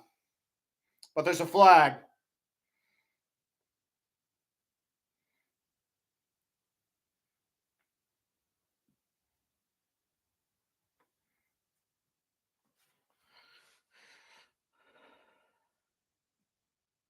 Pass interference on Brock Wright.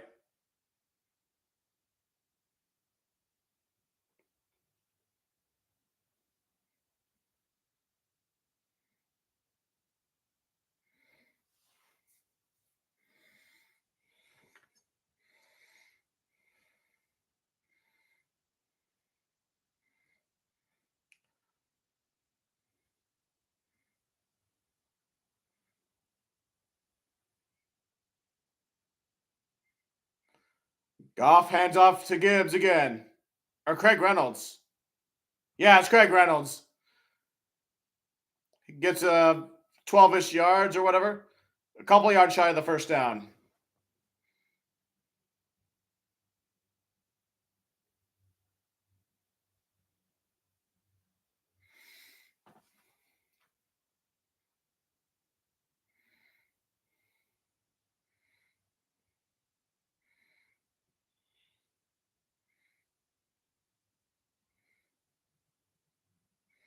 Second and 3. Goff and shotgun. Quick pass to the left. Jamo gets it. Screen pass, and he trips right in front of the first down.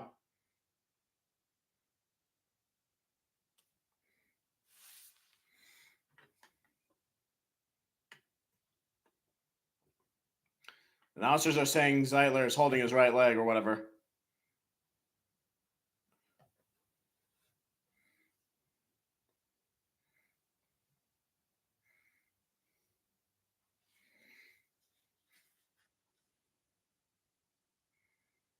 Skipper's reporting as eligible. And now Christian Mahogany's in for him. So Mahogany's proved himself in the Chicago game. So I think Detroit called a timeout. Their first timeout at this half with 2:38 to go.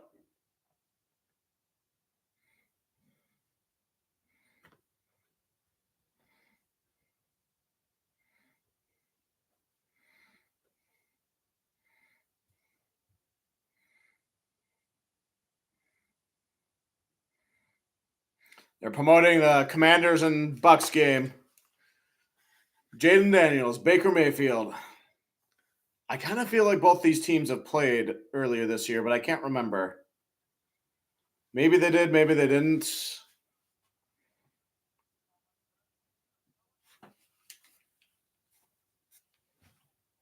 Okay, you can't hear that. All right.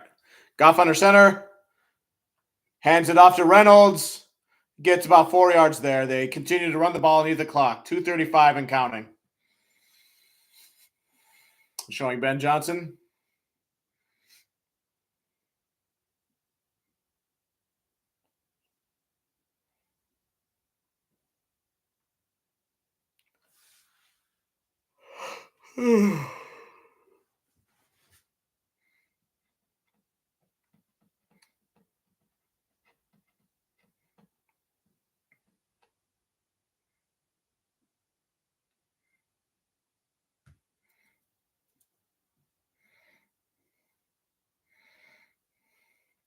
Two-minute warning. Lions are still up by 22. Yes, there was a Taylor Swift song titled 22. I would sing it, but I'm afraid of copyright stuff. Maybe one verse. IDK regarding you, but I'm vibing 22. There, I paraphrased it.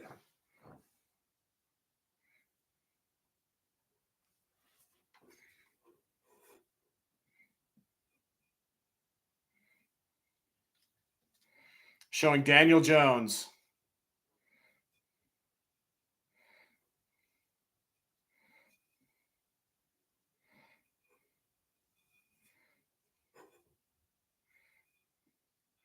And they're showing J.J. McCarthy.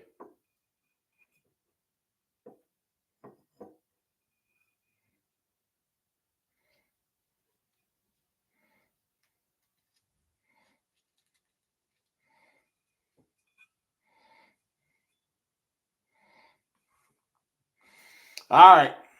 We're on the other side of the 2-minute warning. Goff under center. 2nd and 7. They're at the 29.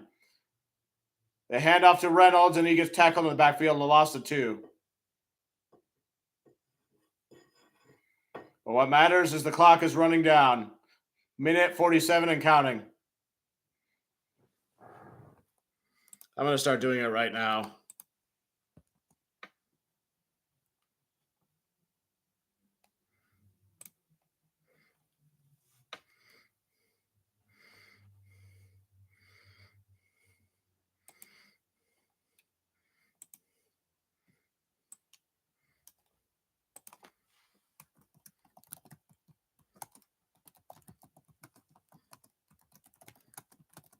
Third and 8, Reynolds. 1 minute. All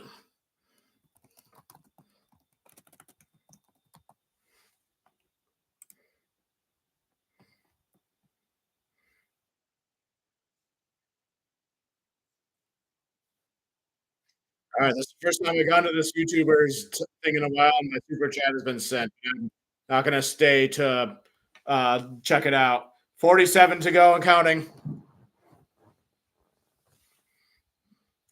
40 seconds to go. It's 4th and 6.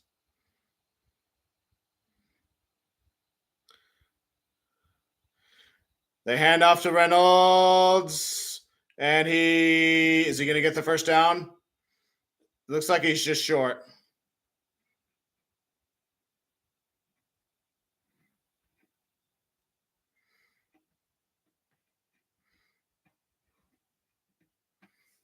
They're going to sort out the clock stoppage there.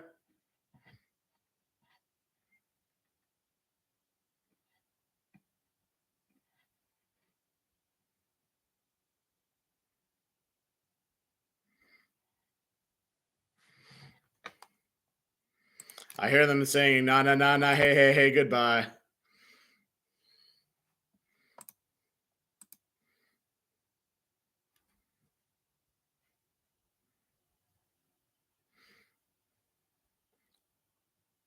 "20 seconds. Hearing, let's go, Lions." They're starting the celebrating. They're starting the hugs.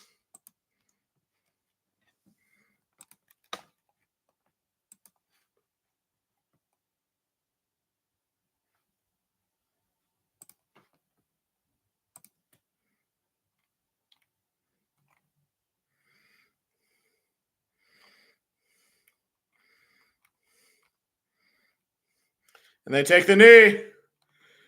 The Detroit Lions clinch NFC first seed for the first time in team history. Most wins 15 in team history. We got the 1 seed. I predicted this at the start of the season.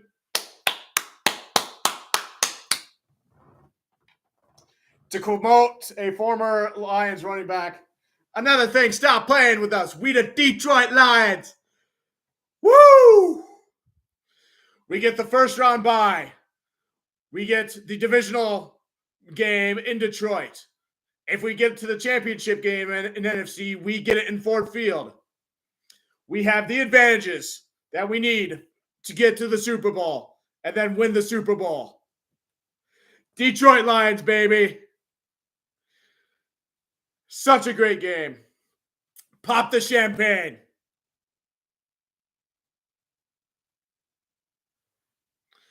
Woo! I'm going to watch some of the post-game stuff a little bit, and then in the commercials, I'm going to read the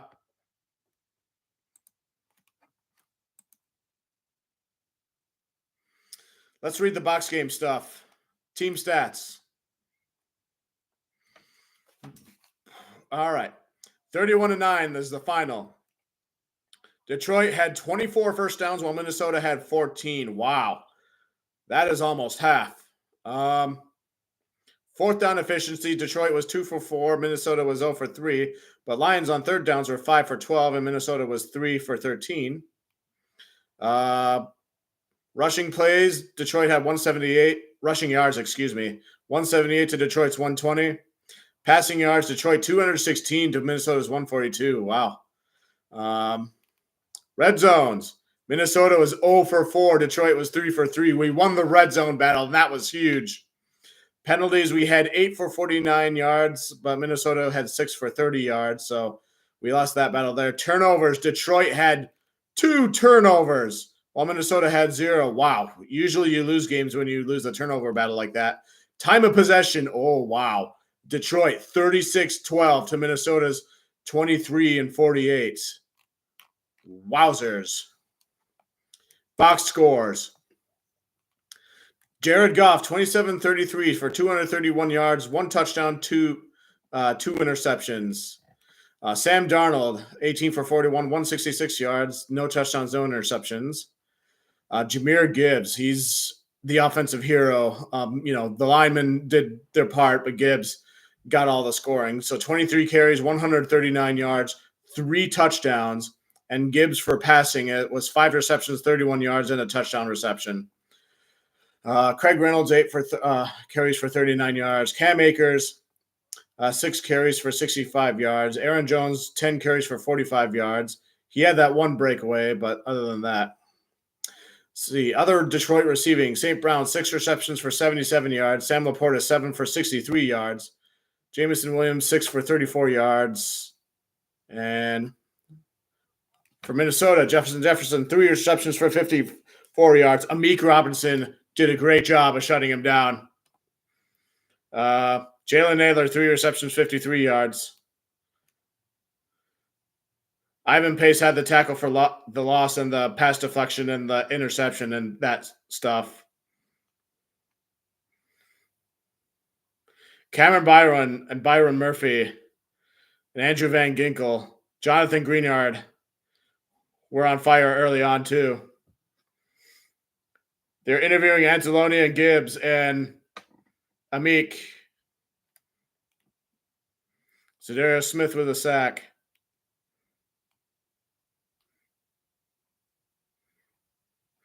Bates 1 for 1 in the field goal. Reichard missed one of his field goals there.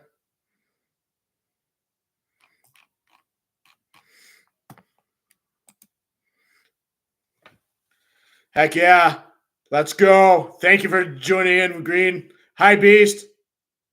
Who I think gets the game balls? Amik Robinson definitely is one. Ja, I think, is another one. Those are the 2 that jump off. I'm watching an interview right now. Anzalone's there, Gibbs is there, and Amik is there. So Amik did a fantastic job covering Jefferson all night. So I was just reading off of Jefferson's stats. It's just wow. The Lions' offensive line started off shaky, but Minnesota's defensive players were playing like their lives depended on it, like Van Ginkel and Ivan Pace Jr. and those players. But then they eventually got into the rhythm, and they helped with those key first downs. But the defense overall, Aaron Glenn deserves one too. Because we talk about Ben Johnson, Brian Flores chess match. But what about Aaron Glenn and the job he's done with what he's done? He's really stepped up.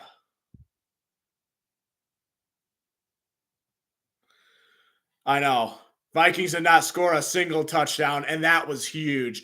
I was expecting passing touchdowns, a big blowout game, but it was a pitcher's duel in that first half until the Lions started blowing it away with those Gibbs touchdowns. Whew.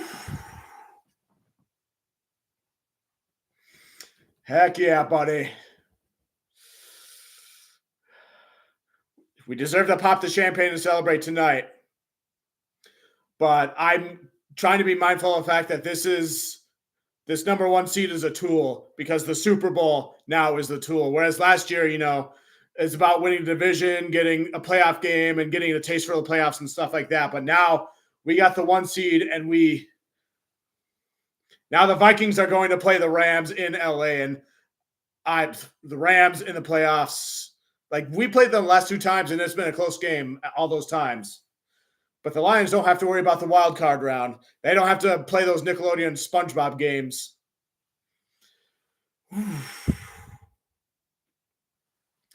But yeah.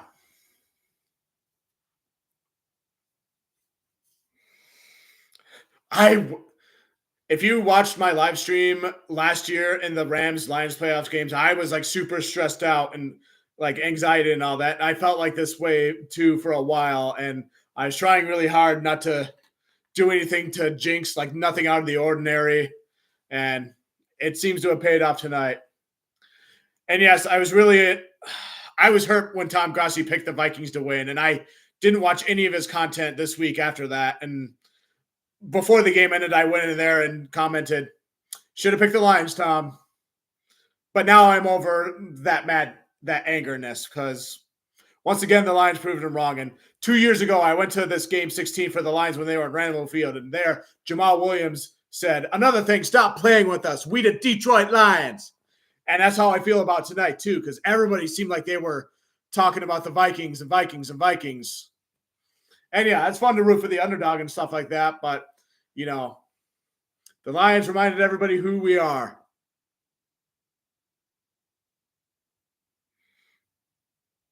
Yep. I agree. That's the most the Thanos thing, yeah. I also thought of the Joker at the end where he's like, can't rely on anyone these days. Got to do everything yourselves, don't we? But yeah, both of those applied there. So it'll be interesting. Who do you think the Lions are going to see in the divisional round? Because as the top seed, they're going to play the lowest seed that comes out of the wild card round. So if the Packers win, then it would be them because they're the 7th seed. They got to play Philadelphia. And the Philadelphia beat them earlier this year. It could be possibly the winner of the Bucks and who's the other team? The Commanders, one of those teams. In that scenario, I think I prefer probably the Commanders just because we lost to the Bucks earlier this year. But I think we could beat the Bucks again. We beat them in the playoffs last year, but yeah. I'm going to go record the YouTube short and I'm going to celebrate a little bit and then enjoy school. Thanks for tuning in, Beast, when you could. So